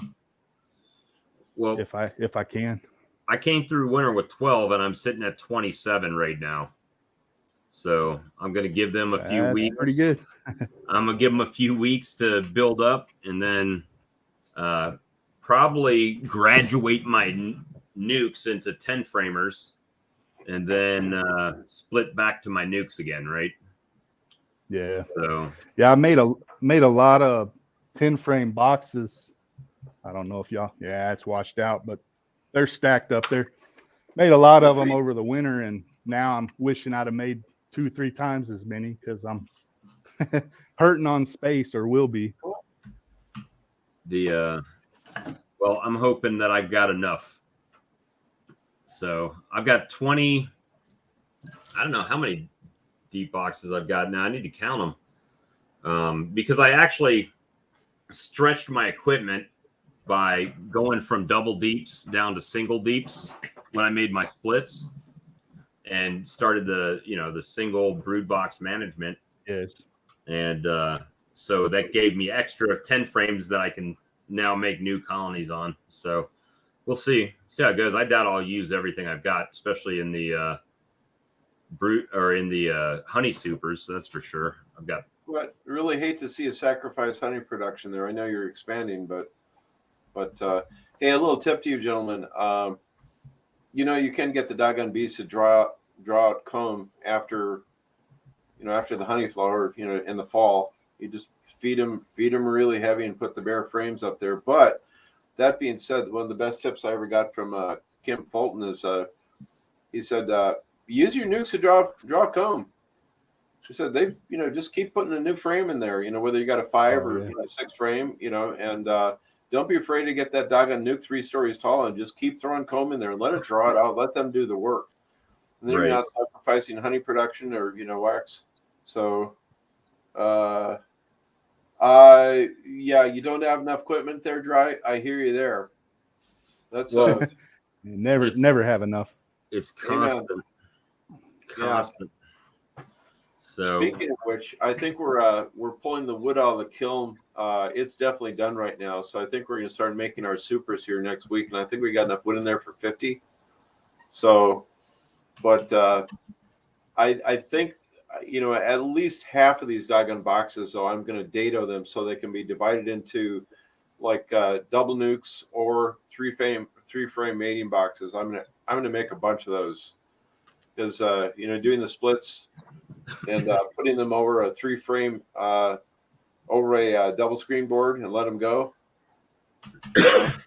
That's just that's a lot of stuff that I don't have any double screen boards. Make them, Rob. Now everybody's talking about them. And yeah, well, the good news is you got warm weather. Critical for you is like for me. Frederick Dunn right here. Amen, brother. That's what you want to see. And then the parallel of that is that don't have as big of an entrance on the double screen board. Make it really narrow. Yeah, I put a reducer on it. Of course you do. I should have seen that on the end. Yeah. Yeah, I wanted it to where I could use it as a full open entrance if they got big enough, but I can add that reducer in when I need it. And then the other thing is you don't need 3 holes. It depends on where you. Oh, that's okay. Yeah. See, again, he's not a critical thing to be there. See up here, it doesn't get too cold here. The bottom hive would be freezing. So never mind. I'll shut up.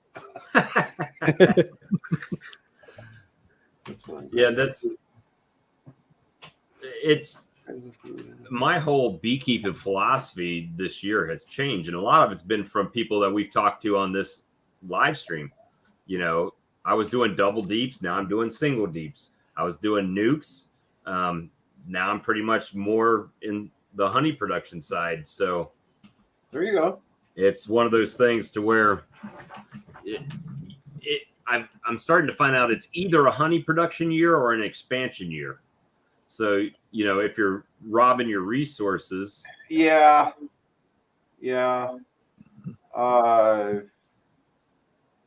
And dry cut. Yeah, I got your point there for doing that. Has anybody ever called Blaine Gooseman? What the? Gooseman? I don't get that one. I think that's a Top Gun reference. I was wondering. Hey, Goose. Yeah, okay. That's funny. Hey, Blaine, all right, Earl. Yes, Blaine, you mind if I drop a link to your channel down in the bottom so everybody check you out? Absolutely not. Yeah, I appreciate that. Thank you. You can do both with nukes. Yeah, Daisy. Absolutely. Daisy, I'm waiting for your new videos to drop. You need to drop some videos out there. I'd like to see your operation and how you do it over there. Are you in New York? Is that correct? I forgot where she is there. I think she's in New York, but I could be wrong. Yeah. And it might not even be Daisy. That could just be like Daisy May. Daisy's husband, and the apiary is called Daisy's Honey. There you go. That's a compliment, Blaine. That's what Errol said. That's kind of like for a while we were reading Misbehaving, thinking it was a miss.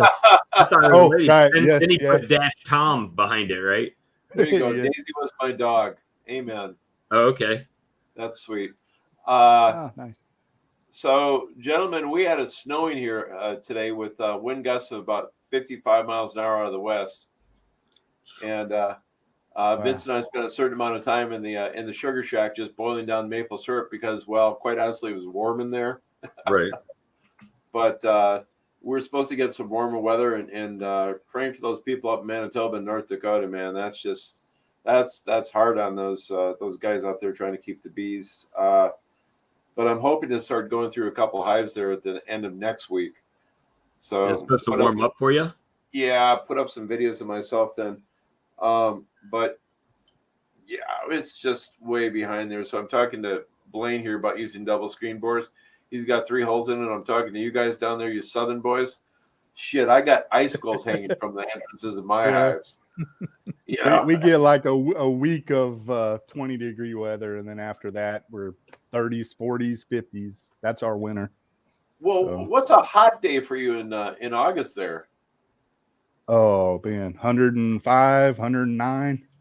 It can get up there. Boy, yeah, I run away from that. 35 below, I feel alive. 105, I feel like melting wax. Strangely enough, I prefer the cold, but I was born and raised here. Yeah, That's so what I used said. to it, but I can always put enough clothes on. You can't take enough off. yeah, it's exactly. Not without getting in trouble, and sometimes that's plain enough. Yeah, they've got laws against that. The chats are linked for us. We can see what y'all have on both channels. They come in here, but when we post, it goes to look at that, Daisy's Honey. Hey Steve. Oh, look at this. Here, but How you doing tonight? Nice to meet you, Steve. Whereabouts are you? Hey Steve. Oh, look at this. Here, but hold on. Doing tonight. Nice to meet you, Steve. Whereabouts are you? Oh, we got a loop. Oh, look at this. You gotta close your YouTube window there, brother. Nice to meet you, Steve. Whereabouts are you? Yeah, you got to either close the YouTube window or mute it, and then just use the StreamYard window. Window there, brother.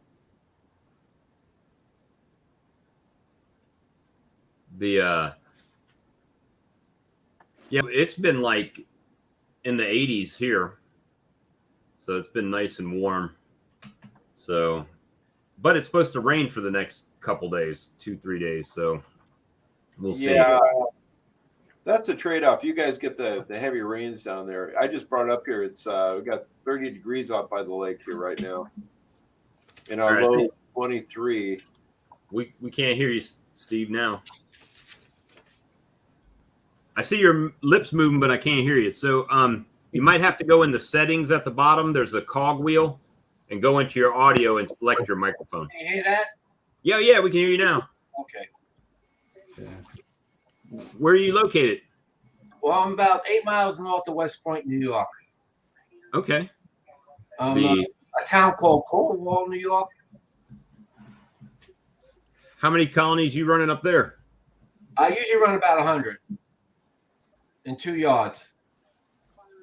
All nukes or? No, about 25 minutes. The rest are double deeps. Okay. That's a nice ratio there. What direction from like Syracuse would you be? South, way south. You're way south. I'm 40 miles from the Bronx. You know, with your accent there, I thought maybe you were from Arizona. Actually, I'm from Brooklyn. Yeah, I can tell. I can definitely tell. Well, I got a Brooklyn boy for a neighbor here. Yeah, sorry. Couldn't help but give you some credit. I was about to look over my fence and see if he was my neighbor. Touche. You know, you talk about splits. I did 9 today. I did. Oh, I nice. actually took them out of my nukes and put them in other nukes, and I'm gonna put these young girls in there. Oh, nice. very nice. Did you make or you bought those? I got them for Better Be. Okay, so that's the same queens that I buy down here. Yeah, you know what it is. I'm about 3 weeks behind my bees. I have no swarm cells. They have no idea they want to swarm yet. I got a couple more weeks before they start thinking to swarm. But I got a lot of bees, so I had to split them. And I got commitments for these nukes already by the end of the month. So, Steve, what'd you get for queens? What are they? They're just mutts that Better Be They're make. mutts. There you go. Okay. Yeah, but I have purebred Russians, Colonials, Italians, and now they're all mutts over the years. You got a slew. I Well, got that. Those bees that you got there, those queens, they come. The website is actually a New York website. It's Cutic, Kutik. right in South Carolina where you are. Yeah, they're an hour away from me, and I didn't know it until Charlie came on here, and that's where I went and bought my queens from week before last. I bought them. So yeah, nobody has queens up in New York. That because like we're way behind. Cold weather.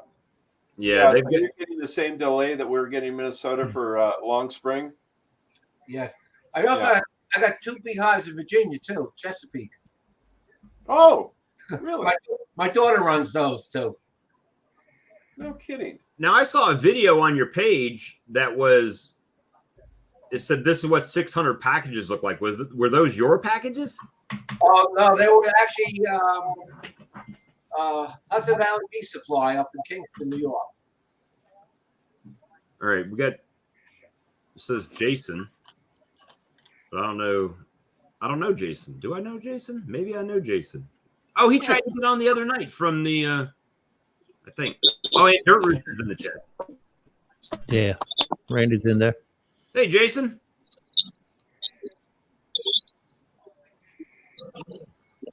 Hey, Steve, I got to ask, what kind of dog did you have? That was a miniature schnauzer. Yeah. Can't see if I say Berkshire Mobile. She's sleeping. Let's see if I can find her. Hey, On the cup. hey, hello. Look at that. She's sleeping. Oh, yeah. I got 2 dogs now. That's okay. And Dry Cut is, I guess, tuning in to watch or something like that. Not Dry Cut. I'm in Dirt Rooster. Yeah, Dirt Rooster. I sent the link out. I was hoping he would jump in. I saw you did that. Yeah. Hey, y'all. Hey, Rudy.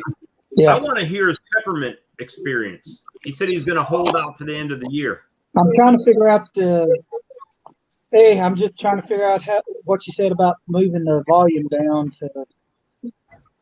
Oh, you can't watch it on YouTube. You have to watch it through the StreamYard. So you have to close your YouTube down or mute the tab on the computer if it's on the computer. And that'll stop the loop.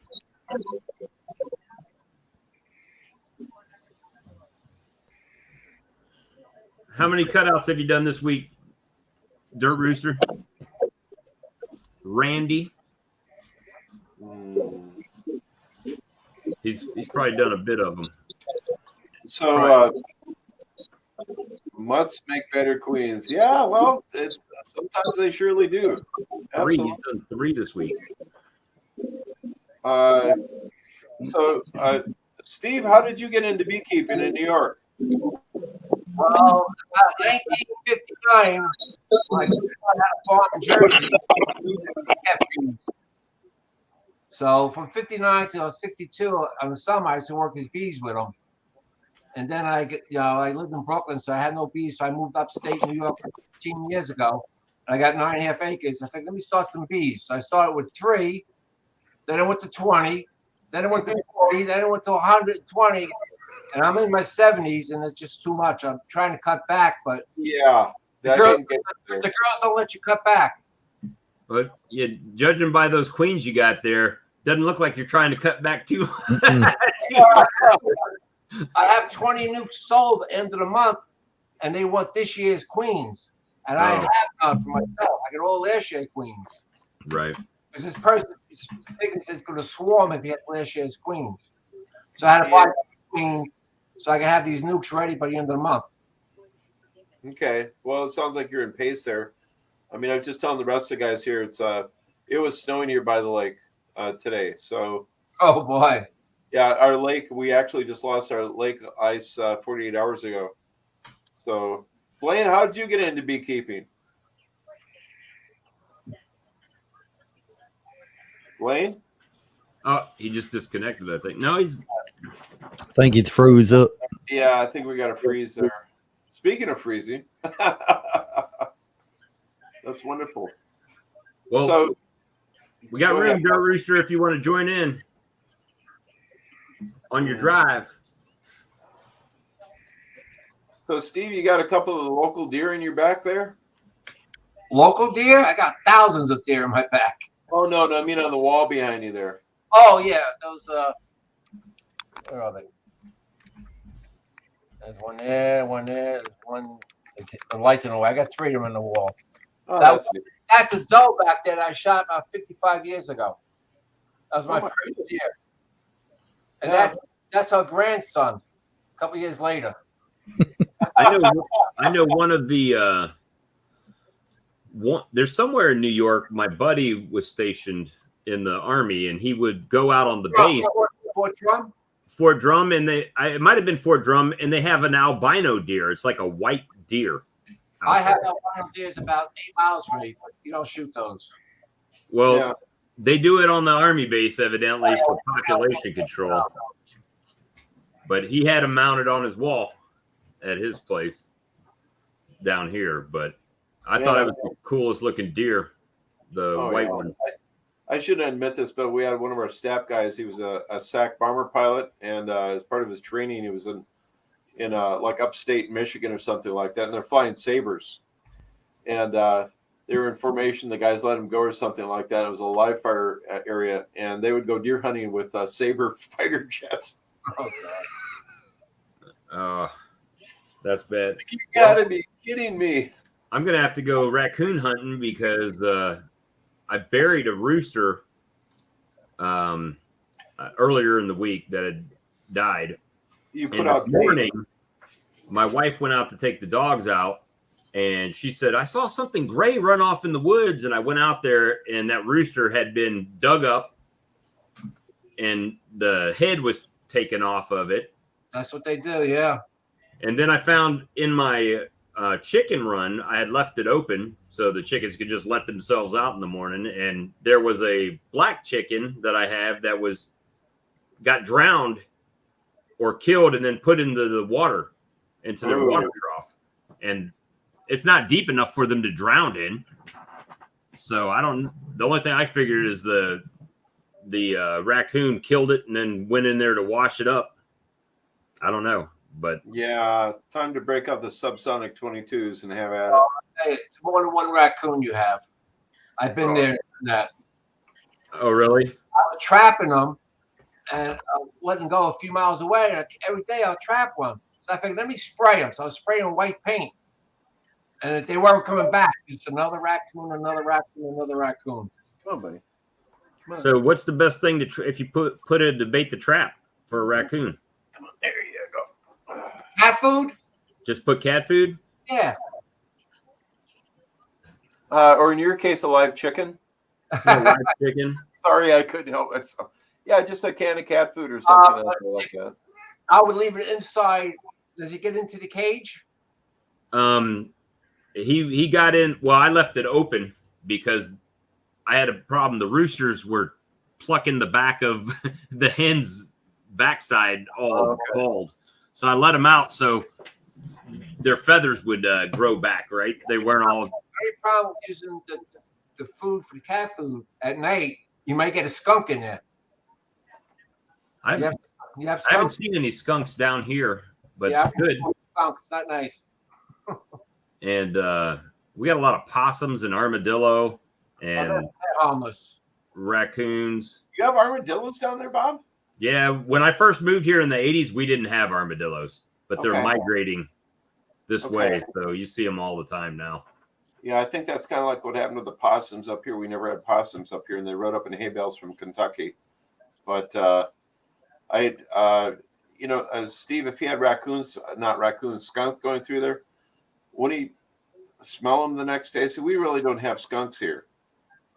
So Yeah, you can smell. Well, my bee yard, I got electrical fence because the bears kept attacking me. okay, I do get a skunk once in a while, and I got a camera out there. And they'll be scratching on it, trying to get the bees to come out. okay. And then they just eat the bees. They eat the bees. You know, Oh. everybody thinks they want the honey. They really want the bees first. Yeah, Fred Dunn was talking about that. I never. Okay. I'm Yeah, 'cause surprised raccoons don't get in there and stick their hand in the I colony. don't know about raccoons. Just skunks and bear. The bear is a big one. Man. And he hit me one day. When I first started, I had 3 hives. He hit me. I put him back up. He hit me again.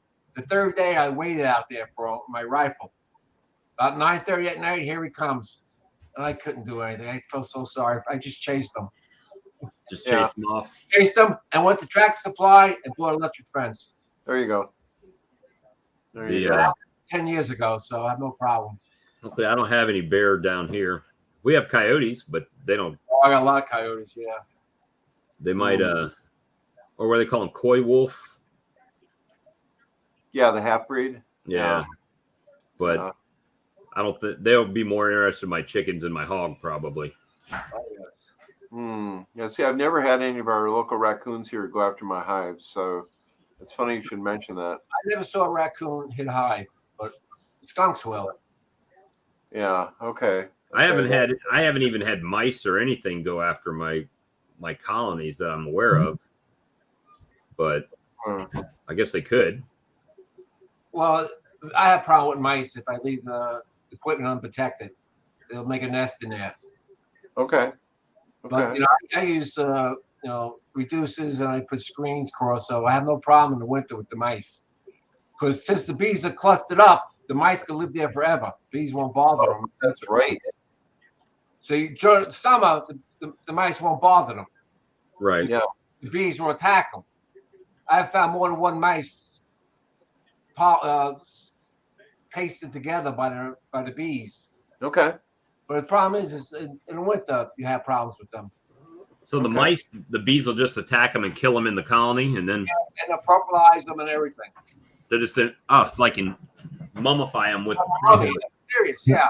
Yeah, But they'll encase them. They would, but there's no problem in summer, just the winter. So I put the 1/2-inch screen on there, and the bees go through. And You're good to go. I don't insulate my hive, except I put 2 inches on top. I don't put no insulation around it. And if I got a screen bottom board, I leave it open. I have no problems. Okay. No moisture problems or nothing under there, huh? No, I got upper entrances. Okay. Because the problem is, when I had 20 hives, I could insulate them, wrap them up, and tar. But when you have 100, it's a lot of work. Yeah. Yeah. And it gets very expensive very quickly. So everything, if you make one small change, it's $5, then you're $500 to do all You're your right. colonies with it. Right. So definitely. Notice the equipment's got so expensive the past year. Oh yeah. Yeah. And you're lucky. You must be close. Are you close to Better Bee? Where Better Bee's at? No, they're about 2 hours away north of me. 2 hours. I've been up there. I've Nice people. I've ordered a bunch of equipment. I've probably paid. Well, not probably. I've paid near $1,000 to have it just shipped down here. From up there, because everything comes by truck. Or Main Lake, then you could. Well, on the equipment I bought, even their extracting equipment and stuff from Man Lake, they said not eligible for free shipping. So Yeah, you're pretty. Yeah. now it would be closer. I get it. I have Max and 20 frame extractors. I had delivered it. That was years ago. It cost me $200. Well, It comes in a big crate and it's heavy and it was worth it. I got the 20 frame data. That's how it come. and I got a 30 frame license. extractor. That's what I just bought. That and a uncapping tank and steam uncapper. And then I just ordered a bottling tank and a pneumatic honey valve, honey gate, I guess. I have the Maxim 15-gallon tank, honey tank, and I love it. It's a water jacket tank. It works great. I had it for 10 years already. I have no problem. Steve, what do you use for a valve on that? I got their super duper valve for $200. Their no drip valve. The one drip valve? The one drip valve? Yeah, one drip valve. It works, but you know, if it gets clogged up, it doesn't work as good. You got to clean it once in a while. Yeah. Basically, every now and then when you run your tank empty, run some hot water through there, You clean got everything out real good. I'll be curious to see how that pneumatic valve works. If when it comes here in a week or whatever it takes them to get it here. Basically, it's a foot controlled valve that runs off your air compressor.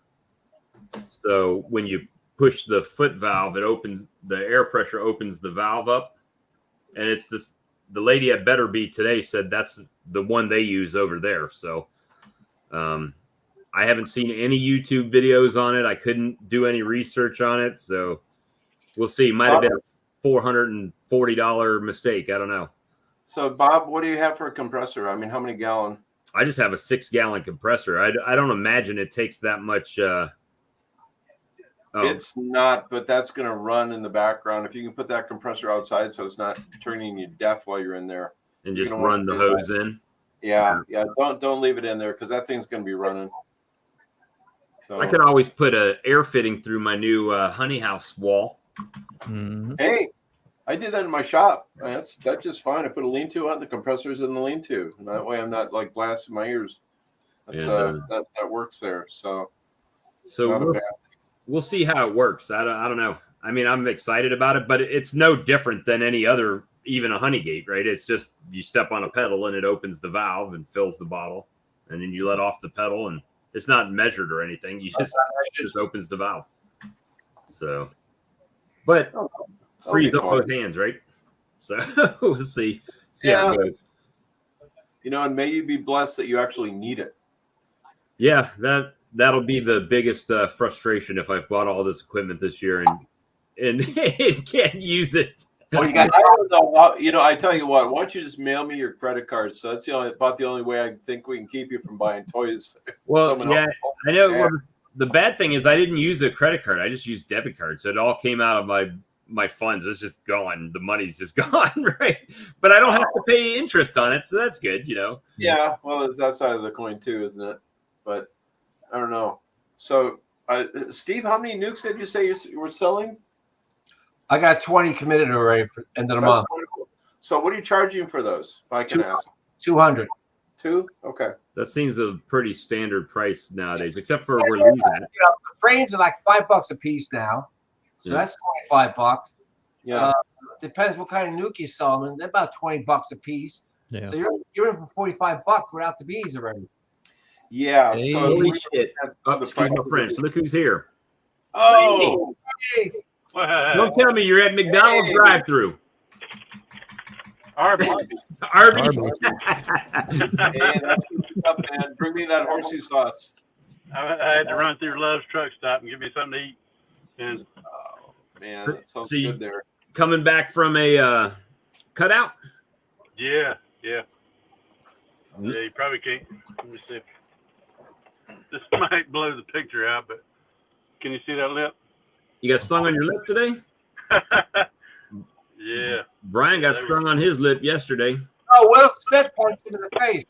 It was good and swole up. It's done gone down a lot now. You keep Benadryl in your truck? No. I got too much testosterone in me. I'll tell you, he just goes to Walgreens and asks for a little help. Yeah. That's funny. Oh, man. Are those police after you? No, I came out of the store and there was blue lights behind my truck. I was like, uh-oh, what did I do? I wonder if somebody called on the bees swarming around my truck. I went and picked up 3 nukes this week, and I had them in my box with migratory cover on them, and they were duct taped down. And I'm talking to Lee on the phone, driving down the road. I look in the rearview mirror, and I see little black specks coming up and flying off. I'm thinking it's pine straw or something blowing out my truck. No, one of the migratory covers came off, and bees were flying into the jet stream and getting blown down the road. But I just stopped. This Love's Truck Stop is across the street from Wonderful Bees. I just stopped by their place on the way home and picked up a bunch of queen cells. I got them sitting on the sea heater on my passenger seat, and I had to pick up my dog cage. We sent a bunch of chickens up here to them the other day in my dog kennel, so I had to pick that up. well, that's a good question. You said you have queen cells on your seat heater? Yeah. Are they in anything else? I mean, what are they in? A battery box? How do you got them? Okay. Just in your dirt rooster hat. Just in a dirt rooster hat and a paper towel, and sitting on my sea heater with a towel over them. Boy, Now, that's totally creative. how long will they stay viable like that? I need an hour to get home and put them in a box. Okay. Randy, what's your temperature there? It's 69 outside right now. Oh, nice. Very nice. Okay. They'll keep until I get home. I don't know how long they would keep. If I get a whole bunch, I usually put my incubator on my floorboard and plug it into my inverter. Right. And I'll run the incubator on the way home if I've got a bunch of them. But there's only 6 there, so I'm gonna go place them tonight. Nighttime beekeeping, that's the video you need to do.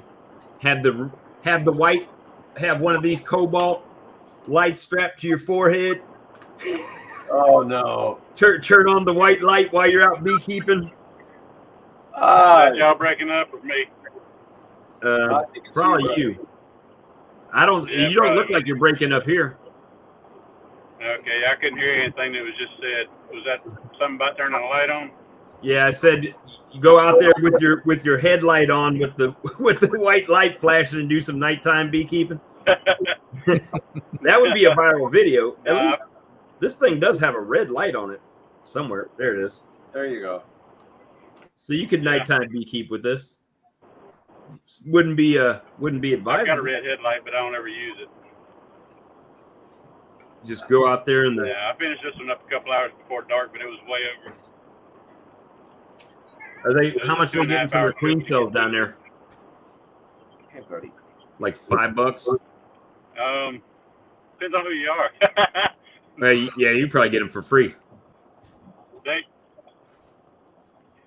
I didn't pay for these, but they're about $3 a piece usually. Oh yeah, that's not bad. That Cutic, where your queens came from, Steve, they charge $5 a piece. And when I bought my queens, he threw in 2 of them for free, 2 queen cells for free when I was down there. Yeah, they'll the place I just left is $3 a piece. There's another guy north of them is $5 a piece. But pretty much all of them will throw in extras just because they're not all gonna make it. Right. I was 0 for 2 on mine, but I didn't know they weren't warm. They were just in the battery box with the queens. And I didn't run any AC or anything on the way back, but neither one of those made queens that I saw.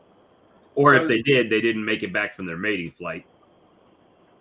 So, Steve, what's Better Bee getting for their queens? Depends how many you buy. I think roughly $39. Okay. I bought this in December. I'll tell you what I paid. I got the bill right here. And Randy, just out of curiosity, what are people selling nukes for in your area? Oh crap! The queens were $36. Okay. And how many did you buy? I bought 9 this time. All right, so I bought 10. 1 through 9 was $33. If you bought the 10th one, it went down to $30 a piece. So, of course, that was me going to picking them up and not getting them shipped or anything. In a few weeks, there's a Georgia company down there. I can't remember the name of it. They'll charge you $19 a queen. $19 a queen? Every year it comes up around May, June. $19 a queen. Okay. I need that contact information. And I just bought 10 because it was so cheap. And 3 of them were dead. I gave him an email. The next day, I had the 3 replaced. Wow. That's nice.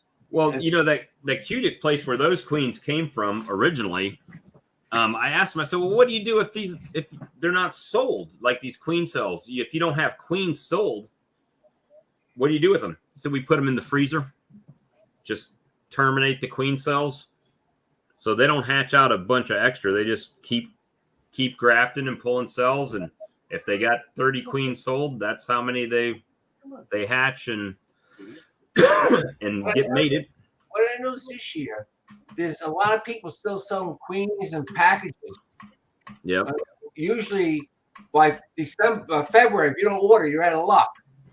But it seems like they overproduce the queens and packages and nukes this year.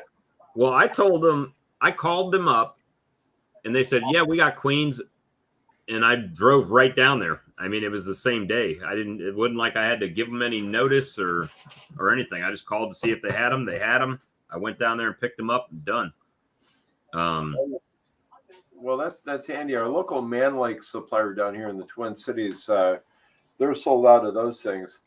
And I heard rumors that Man Lake was charging like $200 for a package or something like that. I'm actually going to bring their website up here now. That's shipped, I think, $200. It sure could be. Well, even Barnyard Bees, they're selling them for like $200. Everybody sells at least $150 where I ship it. Okay. When I first started buying bees, it was $35 for a package. Yeah. Yeah, there you go. We thought that was a lot. Yeah. Where am I looking here? Queen rearing supplies.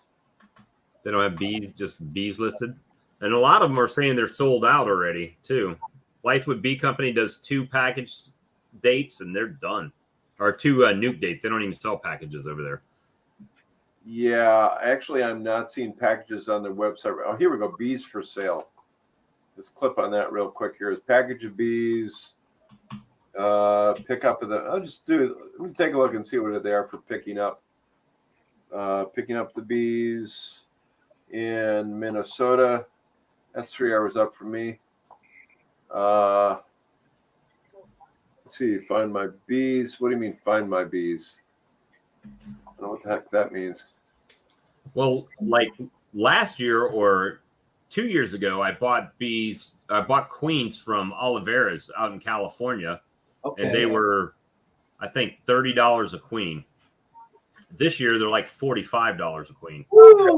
Mm. Yeah, Man Lake. If you pick them up in northern Minnesota here, they're $1.75 a package. So that's funny. That's a little high. Yeah, but you know something though, I heard rumors that they were going for 2, and I don't know if that was pickup or whatnot, but you know, I don't know. It's neither here nor there. Not to change the subject here, gentlemen, but Tex put up, I turn the seat heater on when I'm bringing a pizza home. I never thought of that. God bless you. Well, the only car I had that even had a seat heater was this Mercedes I had, but it only was for a few minutes and then it was gone. Oh, yeah. No, my Grand Marquis, there isn't a heat seater in there right now. Well, I put one in. What the hell am I thinking? But no, that's kind of clever. Either way, you keep it. You know, putting the cells in your hat on the heat seater. That's typical Dirt Rooster, man. I swear to goodness, he pulls stuff like that out. Sold out till spring of 2022. Yeah, they probably haven't updated yet. Okay. But that's the local apiary about 6 miles from my house. Okay. Man, I'm hesitant to tell you. Yeah, Tex, that's a true story. God bless, I believe that. I got to remember that next time. So I've got my friend across the lake here, and he's raising his own queens, and he raised some monster queens last year. I couldn't believe it, but he puts them in all of his cells into 10-frame boxes divided 3 ways, 3-way mating nukes. So when I go to pick up a queen from him, I'm actually picking up a 3-frame nuke. and and that works out so sweet. Yeah, I get him for a 3-frame thing for like $35 from him, but I'm his friend too, so I guess I'm blessed that way in a huge fashion. But $200 for a nuke in New York. I was telling the boys here, Steve, that I ordered 10 nukes for 160 or 165 just across the border in Wisconsin. In Kentucky, some of the guys were saying $200 for the nukes. So that's I guarantee my nukes for a year. If they die, I replace them. okay. Yeah, that's good. Actually, I had a new guy last year bought 2 nukes, and I had to go to Aruba for a week during the swarm season. So I said, if my son calls you, can you pick up the swarms? You keep them. He came every day, got 5 swarms for free. I told him to keep the swarms. So he got 2 nukes, 5 nukes, and I threw him another nuke. There you go. And guess what? He's coming tomorrow. He'll be do splits. Oh, Hey, that's what I need. I need a helper here. Oh man, that's nice. Up in Newburgh. He's a cop up in Newburgh too. Oh, is he really? So I'll get his card, so I'll be safe. There you go. This guy is my buddy. Let me offer that ticket. I'm a retired cop too, so I get my own tickets off. I used to be a cop, a small town cop. Once I got out of the military, first job I had was in law enforcement, and it was a real tiny town. And in 1992, I was making, drum roll please, I was taking home $183.68 a week take home. Oh, it was tragic. Yeah. What's that? How much was the gas? Oh, it was a lot cheaper in 92, right? But the thing was that we moved there originally was because my wife at the time, they had this thing that her student loans would be forgiven if she taught school in a needy school district. Yep. And I was stationed in New England, right in Rhode Island. And when we came back before I got out, and she interviewed, and then she did a second interview as soon as I got out. So we're like, oh, well, she's got the job. And so I took a job with the police force there with the idea of going to college while I was in law enforcement. And she taught for 6 weeks while somebody was on maternity leave and decided, I don't want to teach anymore, period. That was the end of her teaching career. And we were stuck in Pobunk, South Carolina, making $168 a week take home. And we're like, no, I got to get out of here. I loved law enforcement. Don't get me wrong. The thing I loved about it was the fact that you never knew what was going to happen that day. You never knew an adventure, what was going to happen. Right. I mean, we had obviously it wasn't no big city, so we didn't have like major crime, but we weren't far from I-95. So we had a lot of drugs coming through our town. Oh, and we had like, it was dumb stuff, kids breaking into like vending machines, and one guy called and he had like somebody has been smoking crack out behind his house. And the sad part was like, I'm over there doing the report, and his dog comes up and looks up, and the people had cut his dog's neck, not all the way through, not enough to kill it, but through the fur and the skin. So when he looked up, there was a big wound underneath the dog's neck. I'm like, you know what? Just take the dog to the vet, and I'll come by in the morning and write the report and, finish this up.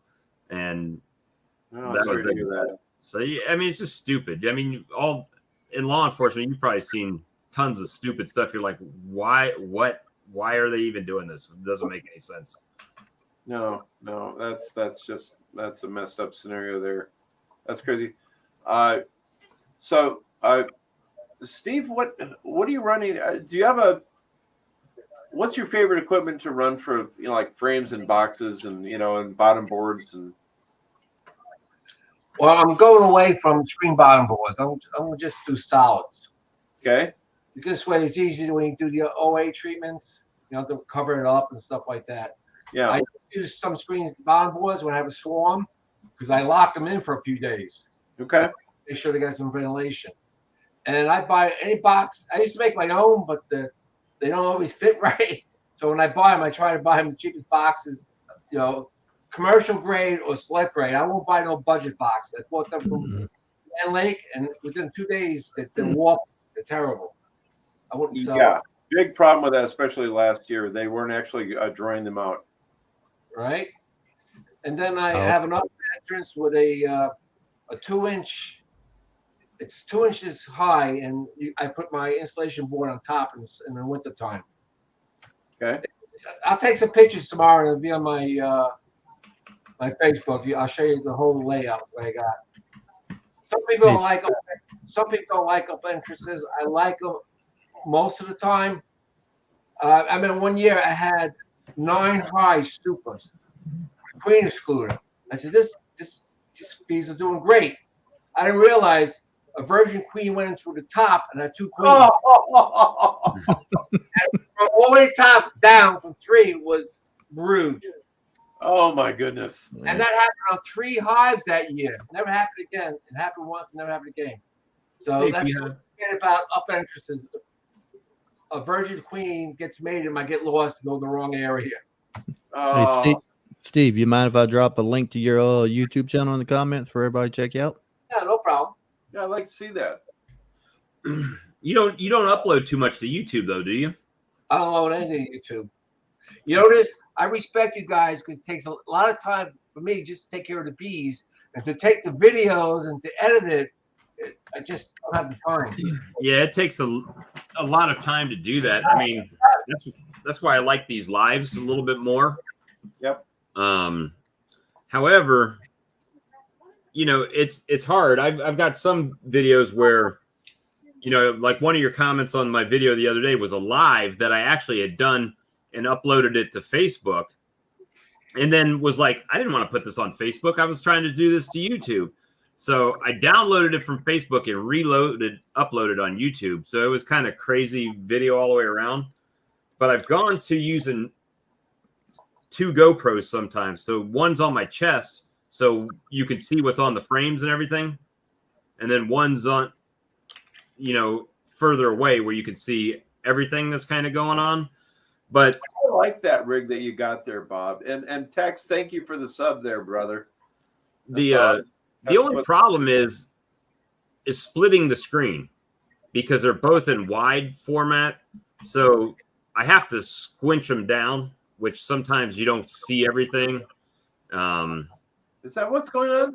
Yeah, so it's kind of weird to do. So it's like, do I just do the one where it's just showing my hand, then nobody sees me other than like the intro, or do I do You got that balancing thing going on there? Yeah. Yeah, so it's kind of weird. I mean, but a couple of mine, I've done it with the dual cameras, but I'll have basically it goes back and forth from each camera. When I'm moving around another area, then you'll see the wide view, what I'm doing. Then when I'm in the hive, it goes just to that one camera. You can do that because you got that external microphone. If I switch, then the audio track will also switch unless I mute the one channel, right? I can still switch the video, but anyway, it's well, like on my software, I can pull my video or my audios to separate channels wherever I need them. Yeah, that's usually what I try to do. But and then when the clip ends and you put the new clip there, it doesn't take the same attribute like the window that you had for the clip before it. So sometimes you'll see where I'll go from one clip to another and it'll like change a little bit. So it's more in the editing than it is the actual footage that makes it look kind of wonky. So I don't know. Well, I'll find something that works eventually. So Lee, Bob, what are you guys using for editing software? Bob? Oh, I use DaVinci Resolve. It's a free software. Okay. I use Adobe Premiere Pro. That's, if you know how to use it, that is a powerful. That's way too powerful for what we use. But man, that's nice. Yeah. But look at Lee.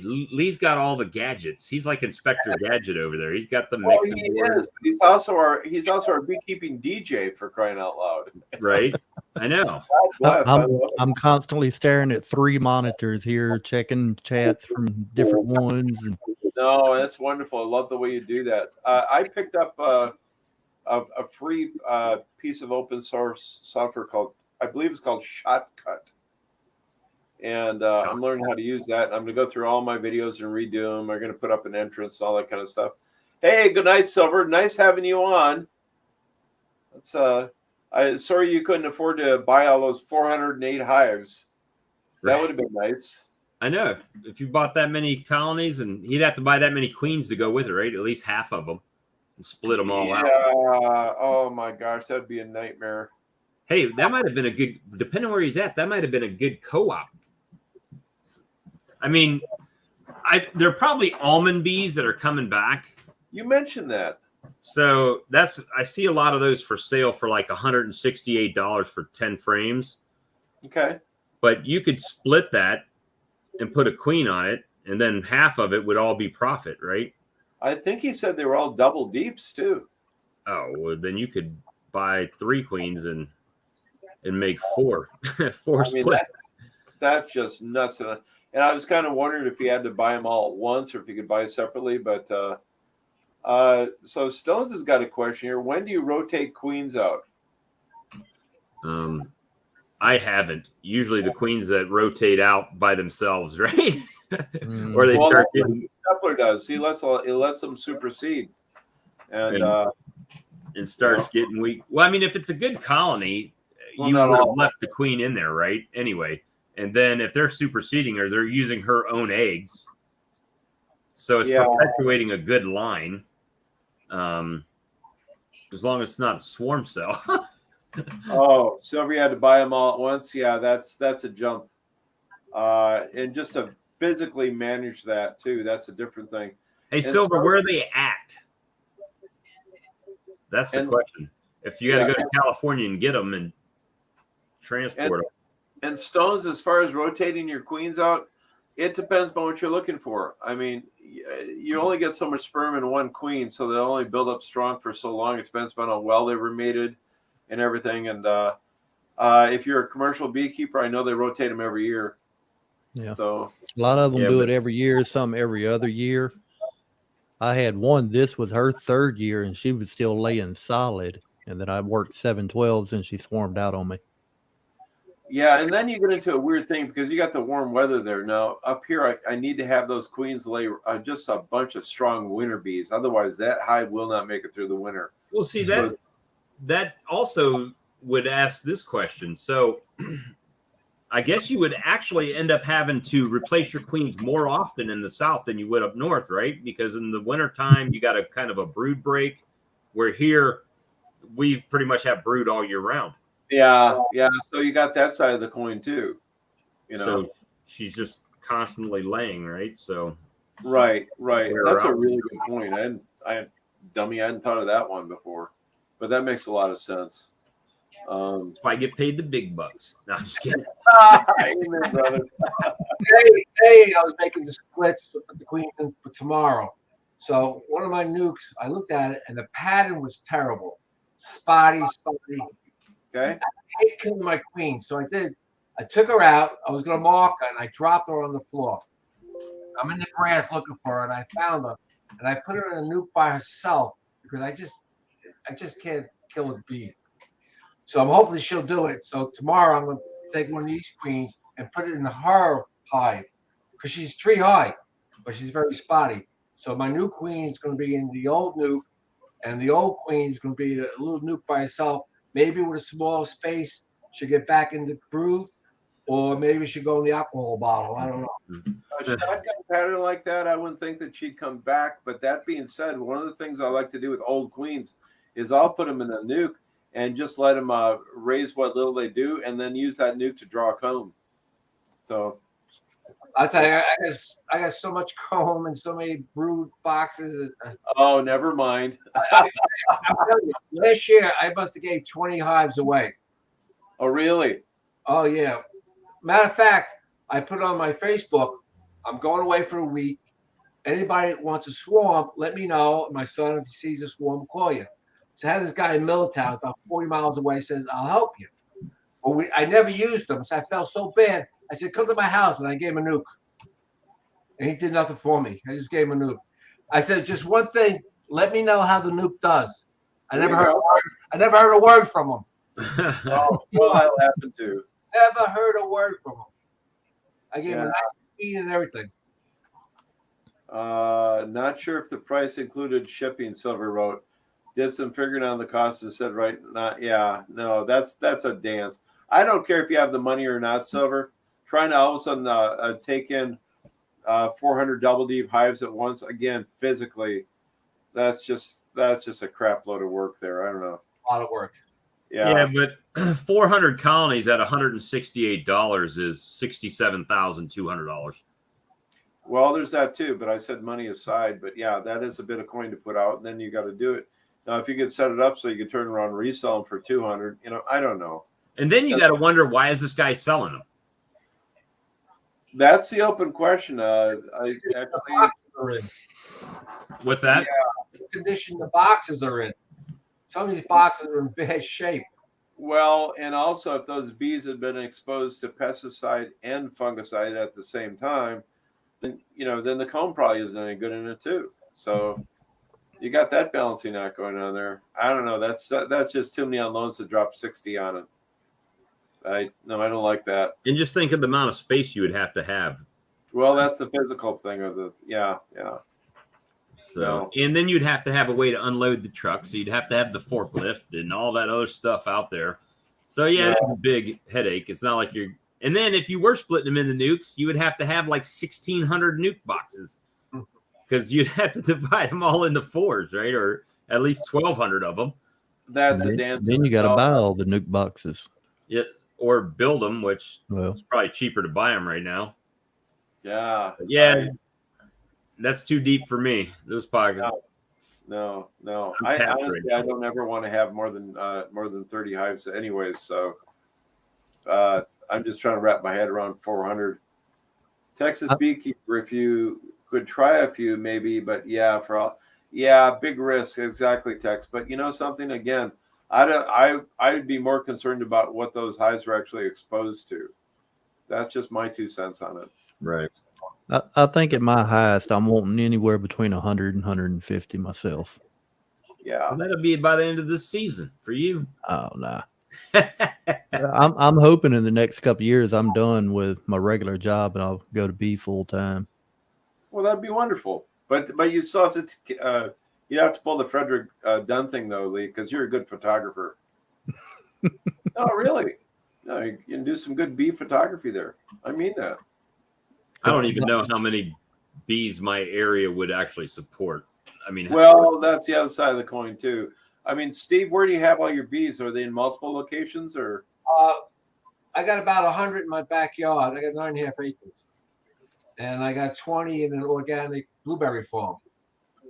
And you keep them in the blueberry farms all year long? All year long. Well, the 20. The 20, yeah. So if you got 100 in your backyards and you got, what'd you say, 9 acres there? I mean, how much honey do they produce on average a box?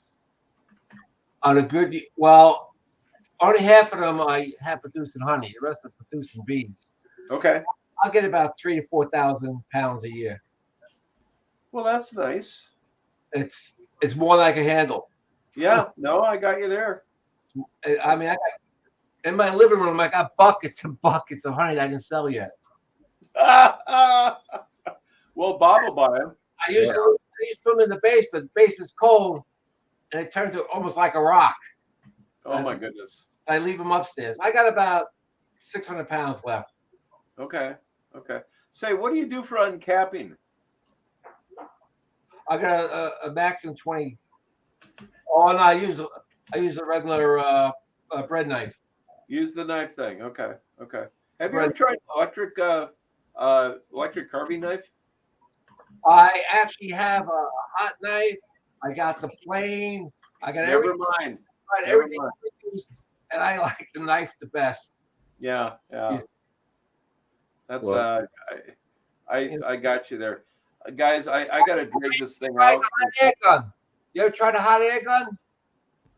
No, never. Air blower, but it's hot. I haven't tried it. I tried it. It's all right, but it breaks into little particles, and it really works pretty fast. But I don't want to heat my honey. Right.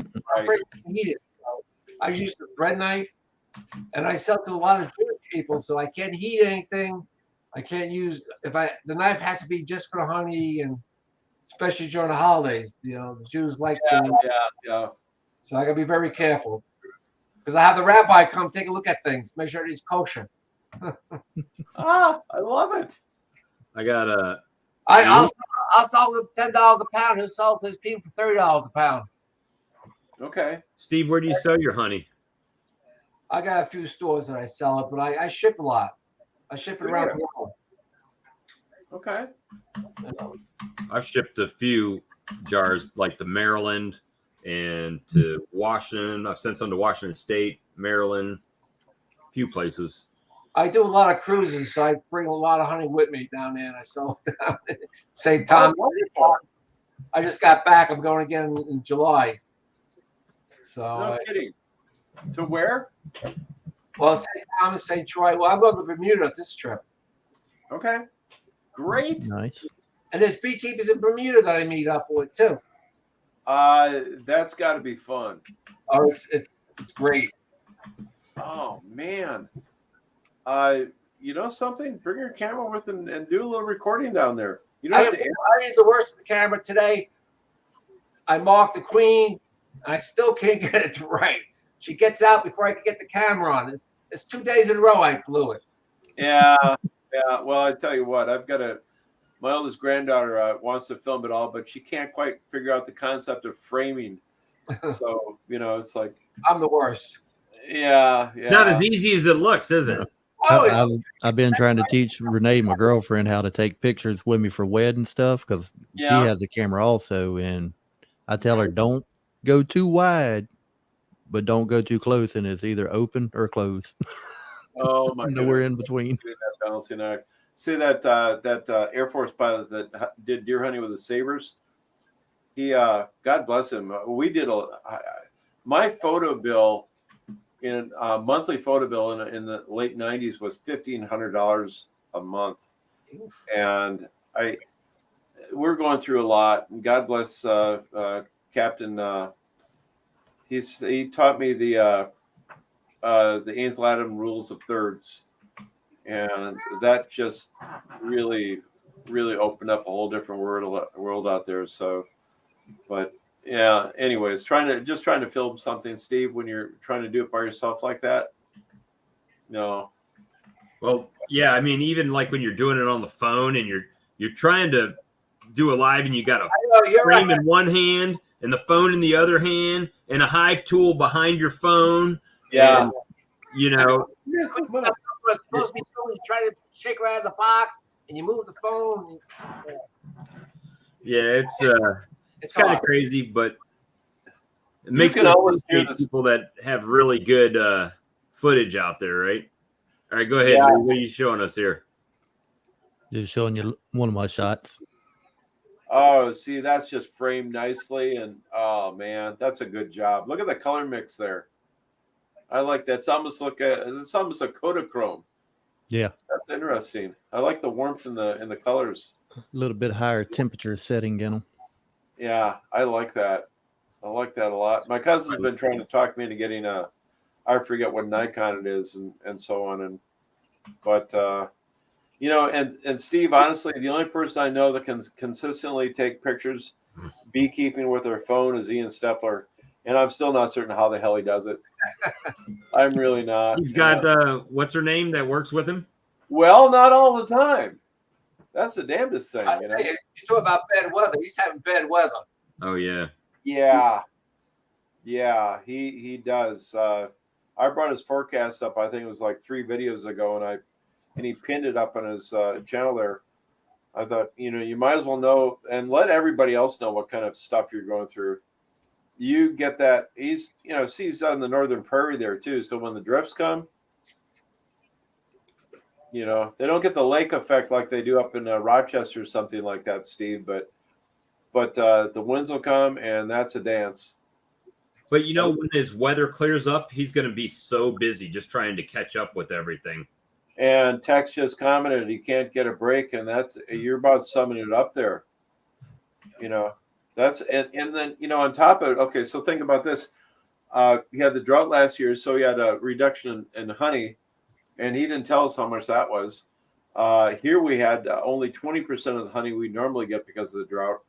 So we had that hit him, and then this year he's going to have a late spring, so that's a reduction there too. So you got that other balancing act in the whole doggone thing. I'll tell you, the wholesale cost of honey for those guys, they don't get much.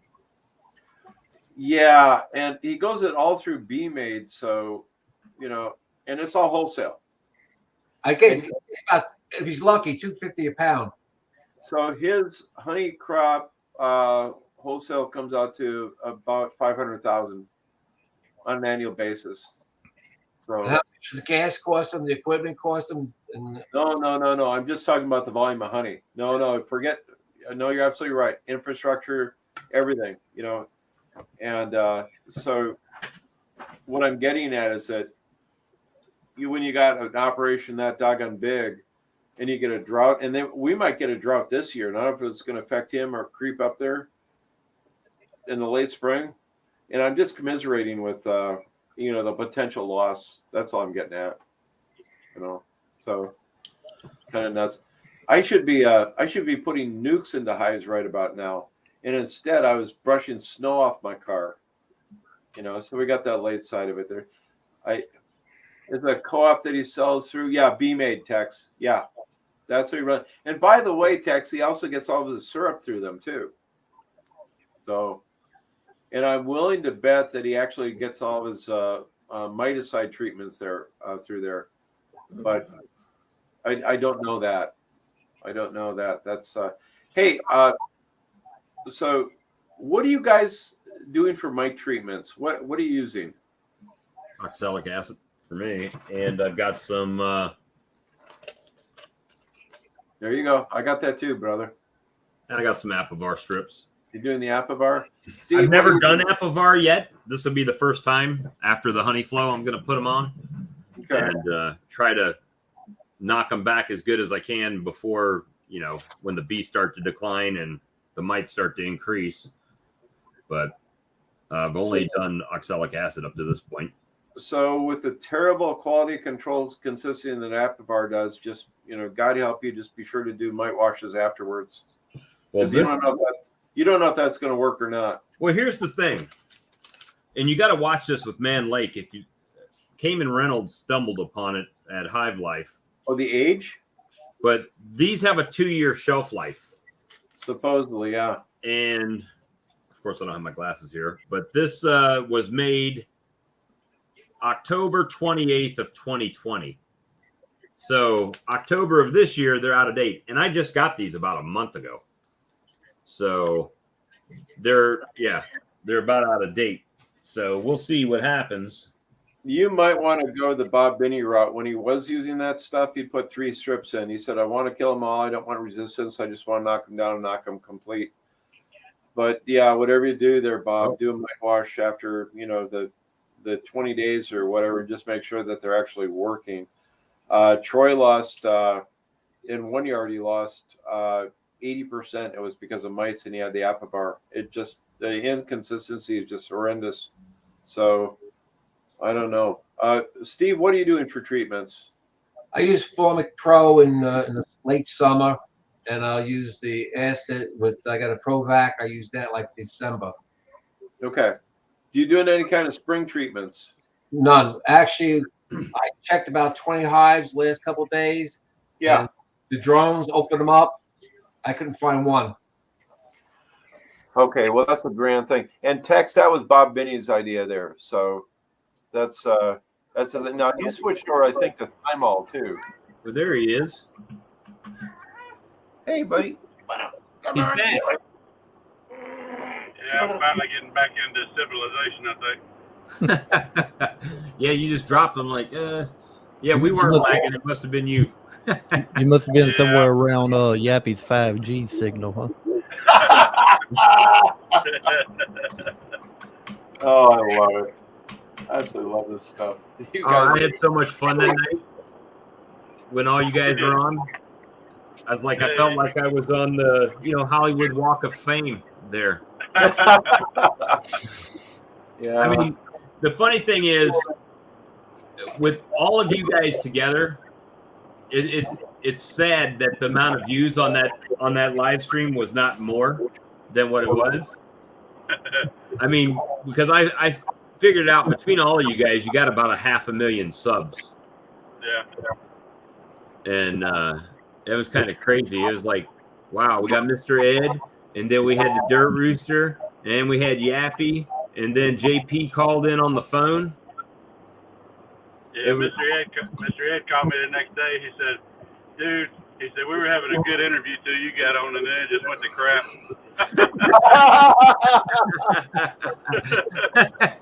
Oh. Hey, Randy, I shot a video in our sugar shack here, boiling down maple syrup. Jeff was asking about that. I'll have to upload that and just tell him it's hard to watch, but he was asking, then you guys boil maple syrup, and I thought, well, what the heck, I might as well film this thing today. I'll get a kick out of that. So, but it was so great to watch all you guys, though. It was fun.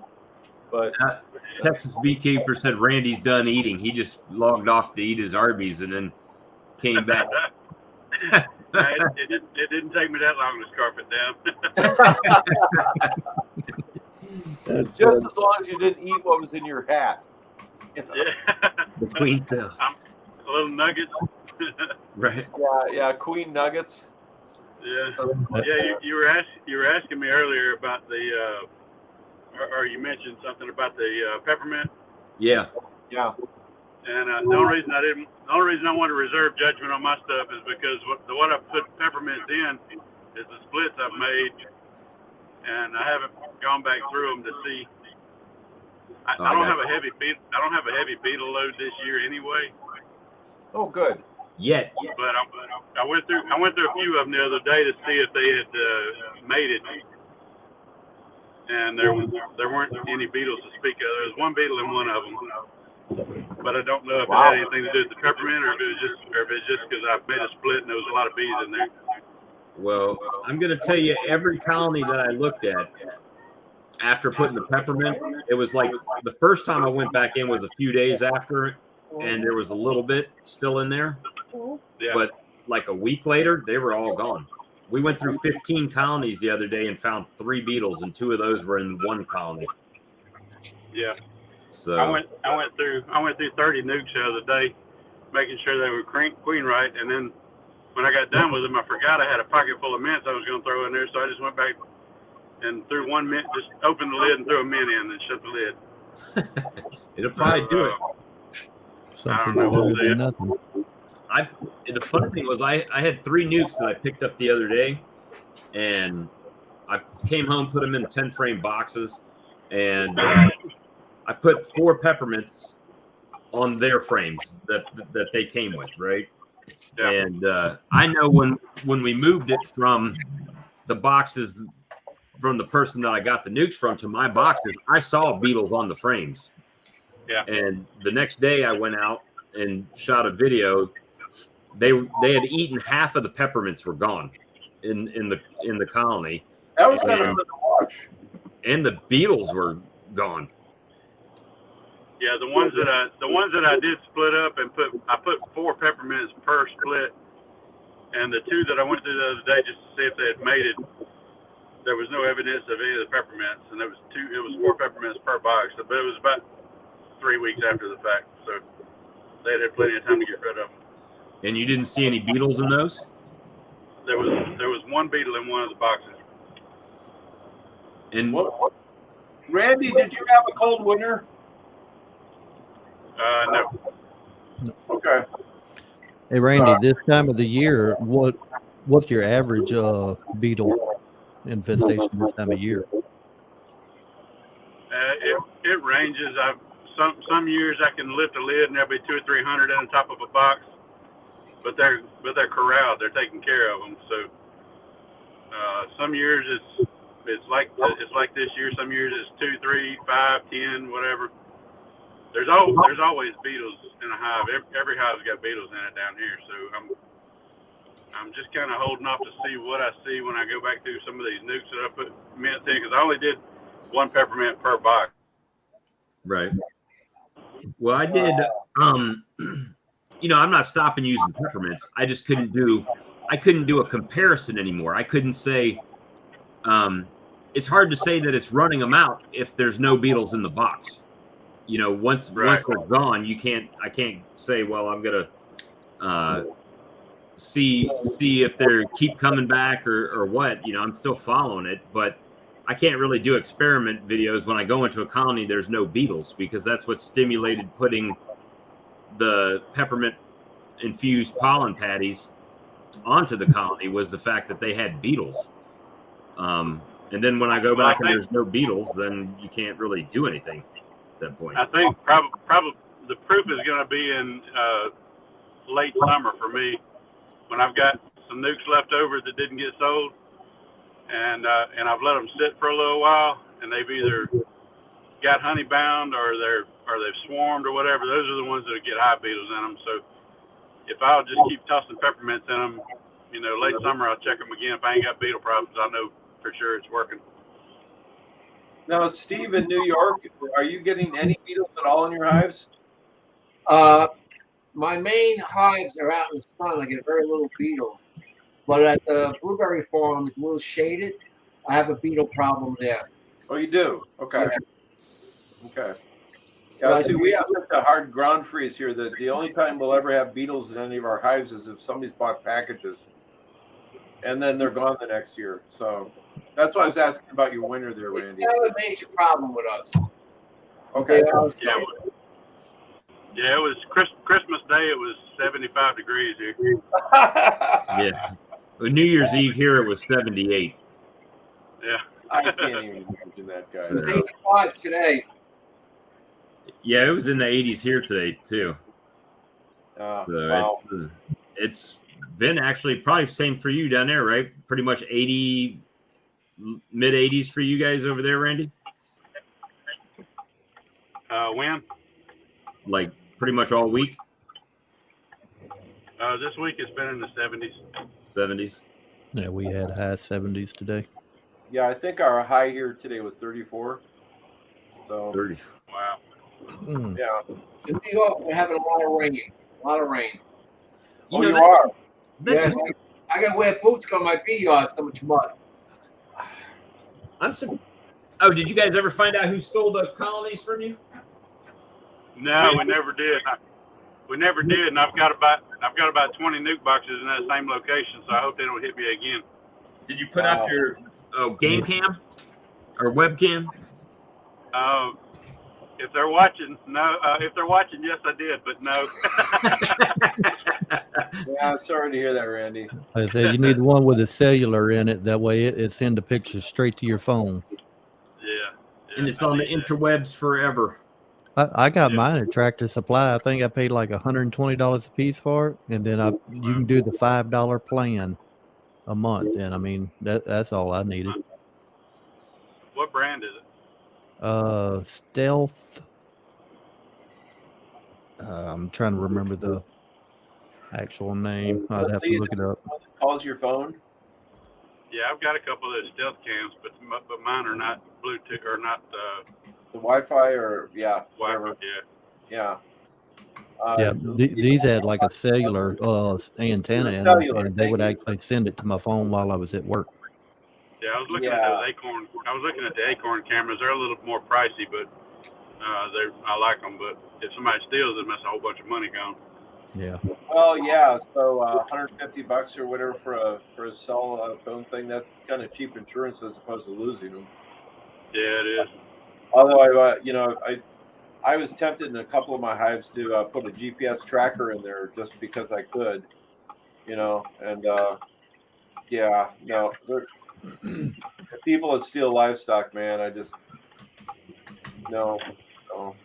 Yeah, Randy, it was a Stealth Cam, the Fusion Wireless. You can get it for AT&T or Verizon, either one. Okay. Yeah, I got to look at that. I researched them a while back. I was going to go. It was about 2 years ago.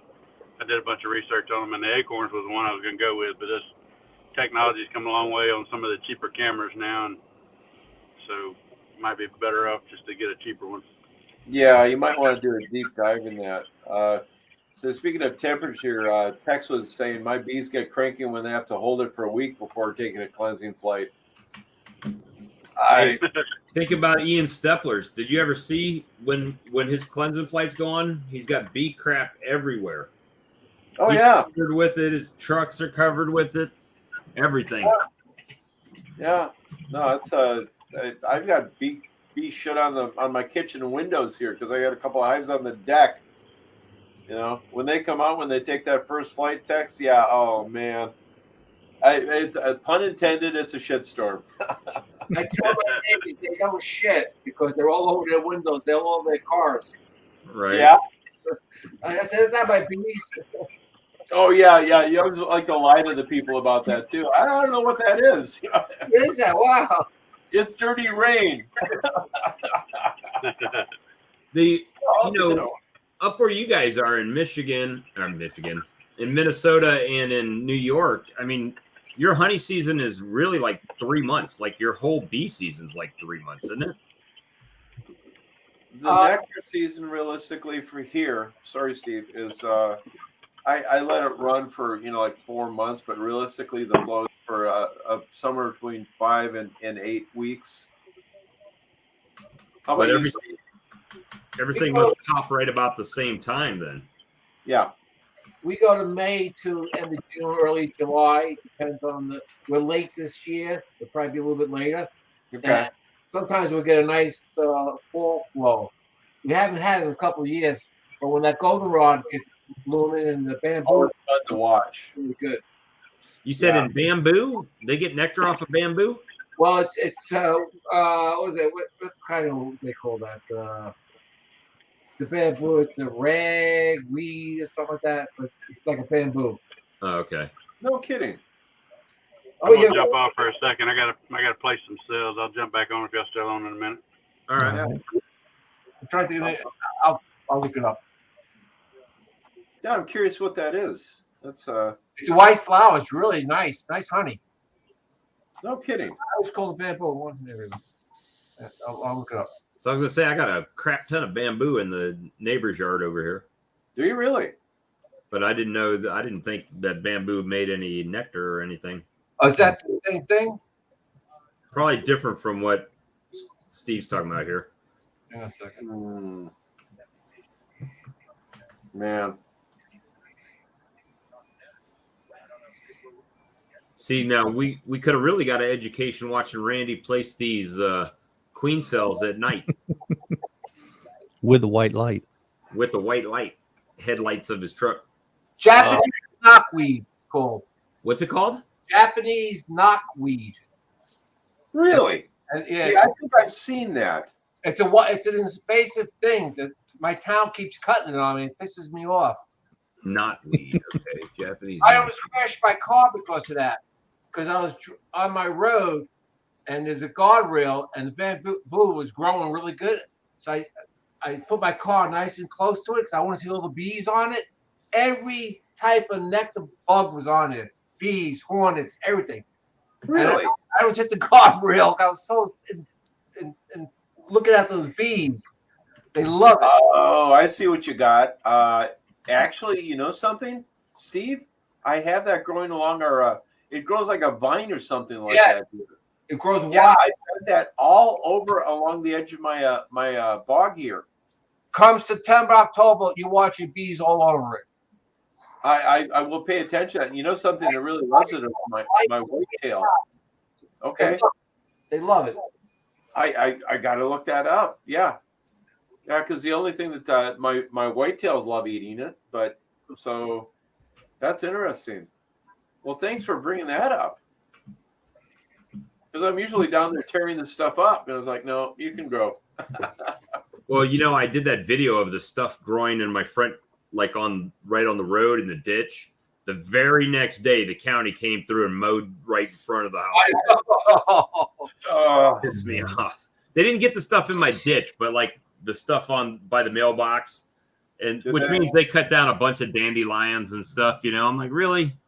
Yeah, yeah. Our dandelions are pretty much done here. I haven't started yet. Dang. I got one dandelion up so far. I might have seen one today. The rest of them has gone to seed. I have none. Wow. So that's how far. Last year, my first swarm was March 23rd. I don't have one swarm soil in my boxes right now. None. Dang. That's how late they are. Wow. Well, I think the rain here is kind of messing stuff up. It's like every few days we're getting rain, which is just washing the pollen, washing everything down, right? So Well, I get a lot of pollen. I bought pollen traps. I didn't put them out yet, but I'm going to put them out. I got a lot of pollen. But there's no. Do you make a lot of money with your pollen traps? I never used one yet. Oh, really? Actually, I'm going to get the pollen to feed my bees. I gotcha. Instead of buying these big $100 bags of Ultra Bee? Well, I can mix it in there a little bit. That's on sale. Steve, that's what I was thinking too. I wanted to get a bunch of pollen and mix in with the Ultra Bee. You know, so I mean, mix peppermint in with it. I would if I had beetles. Oh yeah, you don't have to worry about it yet. No.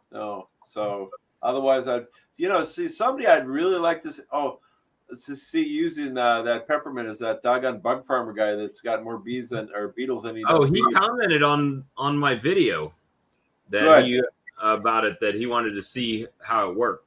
I really want to see him try that. I really do. Hey, Steve, you were mentioning your formic treatments. Do you do the 1 pad or 2 pads? 2. Okay. I do less amount of work I could do. I do 2. I can't use formic here. It gets too hot. No, that would cook yours. Yeah, so we got a Beekeeper. Because I did have one hot day. And it messed up my queens a little bit, but it was all right. Yeah, so we got a queen grower that's down in Iowa, and she does the 1 pad and then replaces it, adds the other one in 2 weeks. He's got a bee infestation in his beetle colonies. Tex. Oh man. Oh, it's almost too hard to watch.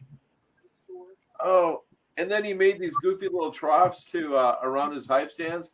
The idea that the beetles couldn't crawl up in there and get into it. They fly. They fly. I wasn't going to say anything to him. I'm like, okay, good luck with that.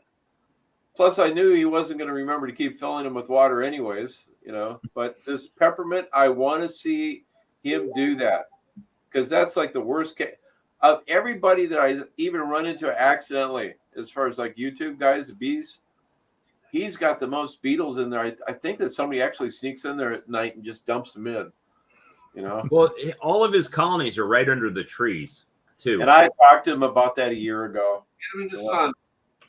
And mine were real bad when they were at the back, but I moved them to the side of the house that's no tree cover on it, right? But I still was getting them. And that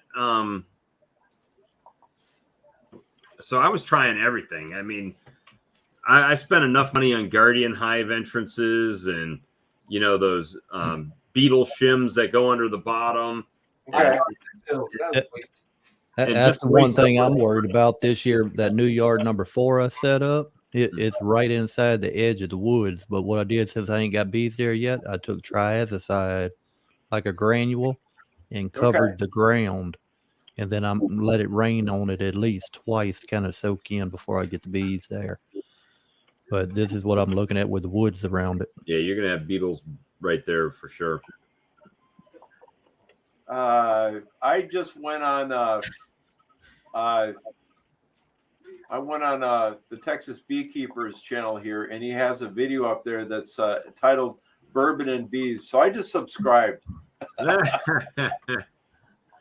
I got to see that there, buddy. That's what we need to do, is we need to start doing a chat that's like bees and brews. That's not a bad idea. Randy, did you get them all in? Put 4 of them in. I got to go to another yard and put 2 more in. Okay. I mean, you ain't kidding. Nighttime beekeeping at its finest. That's must-watch video. That was one sting for 4 cells, and, Oh, you then got I got to sling all. Then I got to sling all the bees out that follow me in. Got to catch them on my dome light and sling them out the window. Oh man, yeah, chase them out of the vehicle with the dome light. Oh wow. See, Randy, you need to do a live and have us on your channel. And Oh goodness. we might grow then. I hate doing lives on mine because I can't keep up with the comments or the questions. Well, that's why you get And I like Yappy in there with you or somebody, and they can monitor the chat. I like to edit my stuff because if I say something stupid, I can cut it out. And I say something stupid a lot of times. Well, that's what makes it entertaining must-watch video. Yeah. Raw and uncut. Raw and unstung. That's right. We were having a chat the other night, and Brian from Castle Highs was on. We had a whole room full of people, and we were just cutting up and laughing the whole time. Probably not that many people watched it, but we had fun, you know. Oh, yeah. Yeah. No, it was a fun dance. We were talking from everything from moonshine to honey mead to beekeeping, pretty much anything. Oh yeah. Yeah. Lee, where did you get that again? Sold a guy I work with some honey, and he made mead and brought me a couple of jars. Yeah. Well, that's pretty good. You made the profit off the honey. He made the mead and then gave you mead for free. Yep. That works out. Free 99. I've made 4 batches of mead. Ever? How'd it go for you, Randy? Yeah. Say it again. You liked it? The first batch I made, I really liked. It was sweet. The last 3 batches, I didn't know what I was doing, but the last 3 batches were dry. Yeah. And I just had a sip out of each one of them. I quit drinking a long time ago. My wife made me get rid of all of it because she thought I was going to fall off the wagon or something. Yeah, I got you there. Oddly enough, we have a place, a vineyard here that's northeast of me. It's called Winehaven, and I've never visited the place, but they actually make like globally gold medal winning mead. And I don't know what makes really great mead, but apparently they just win medals up the butt. But that's a really sweet thing there. So, and Randy, you talked about being sweet. I was almost thinking about taking some of that sweet stuff and just pouring it on ice cream as opposed to drinking it. Yeah. Yeah, that'd be good. the first batch, I had researched a little bit about it, and I was using some Gold Star Yellow, which they said made a higher alcohol content. Yeah. And so I had enough that it was pretty strong, but I liked the first batch, but last 3 just weren't. Well, how long will mead keep in the bottle? Forever. I think it's Forever. like wine. What's that, Steve? Forever. Here's some meat. Look at that. I've got about. Hold that up again. There we go. Hey, Steve, what do you use for yeast when you do that? 1124, I think it was. The 24, that's the one that's dedicated to the honey, isn't it? Well, different types, yeah. Yeah, okay. I made blueberry, I made orange, I made grape, I made. Oh, man. Blueberry and honey?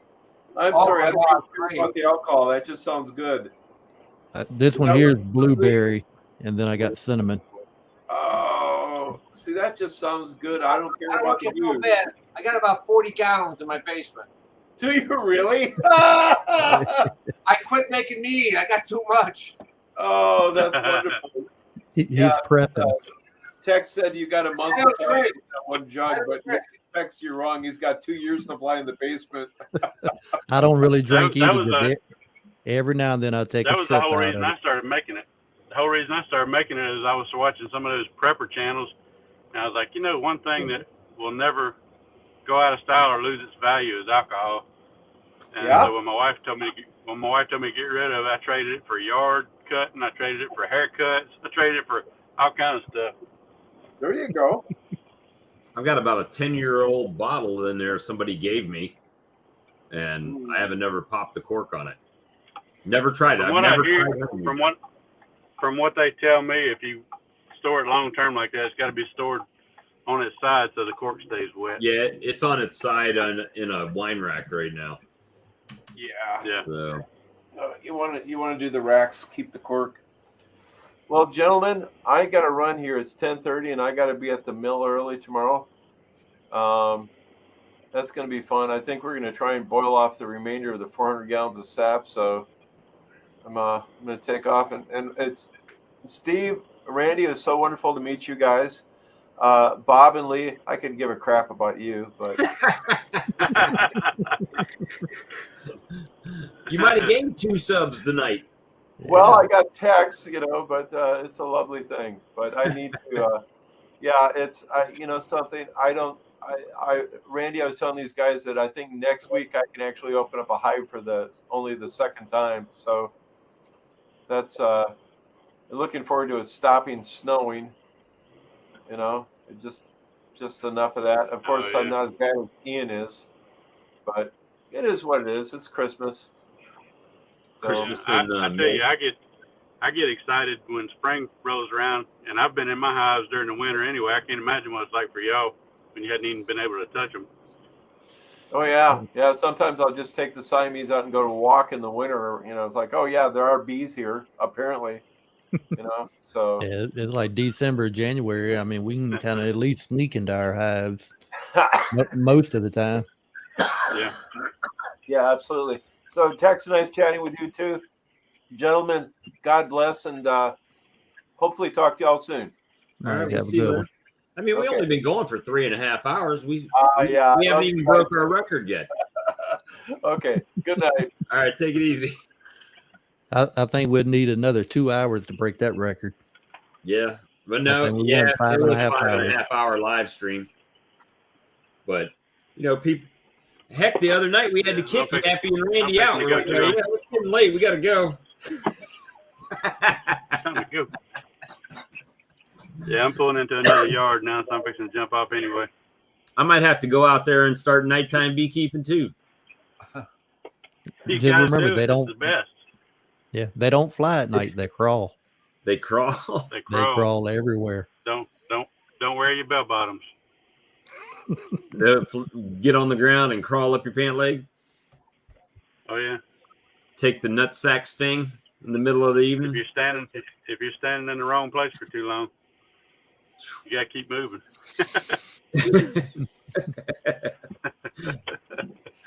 All right. Well, we've been on for 3 hours and 37 minutes. We're probably good time to call it for the night. Yep. And Hey, we'll Bob, probably send me a link to everybody's channel that was on tonight so I can go sub. Okay. Just send it to me in a text or in Messenger or whatever you got. I don't care. I got your phone number and I've got your Facebook. Yeah, send it to me in a text if you would. Man, we had so many people on here. That'd be a long list tonight. Let me see. I mean, Steve and Daisy's Honey is one of them. Yeah. And the Texas Beekeeper, that's one. And then Mike at Coon Lake Hives is one. So. Yeah, I see Steve. I can't read the names because I'm on the phone, and I guess I can enlarge them, can I? I don't know. See, you'll be a pro at this live stream thing real soon. Okay, so Steve's is what? Daisy's Honey? Daisy's Honey. And who else was on? Mike at Coon Lake Hives. Okay. And the Texas Beekeeper was on. Yeah, send me those guys. All right. I'll see if I can get the links for you. All right, y'all. I enjoyed another ride with y'all. Oh, yeah, man. You know what? Thank you, Randy. We'll probably be back on Sunday night if you're bored. Yeah, I don't know where I'll be Sunday night. We're having a family get together Sunday. All right. Well, that sounds fun. Happy I bet you hanging out with you guys would be a hoot, man. I bet you it's just nonstop jokes the whole time. Oh, yeah. Especially when my cousin shows up, my brother. Everything goes over my dad's head. He don't get any of it. Which makes it even more funny. right? Yeah. So then you're saying, hey, watch this. Let's see if it catches this one. That's funny. All right, guys. Well, we'll call it the night for tonight. I'll get you that list, and we'll talk to you guys later. Good night, everybody. All right. Yeah, Good night. night. Thank y'all. Thanks, guys. Bye. Bye.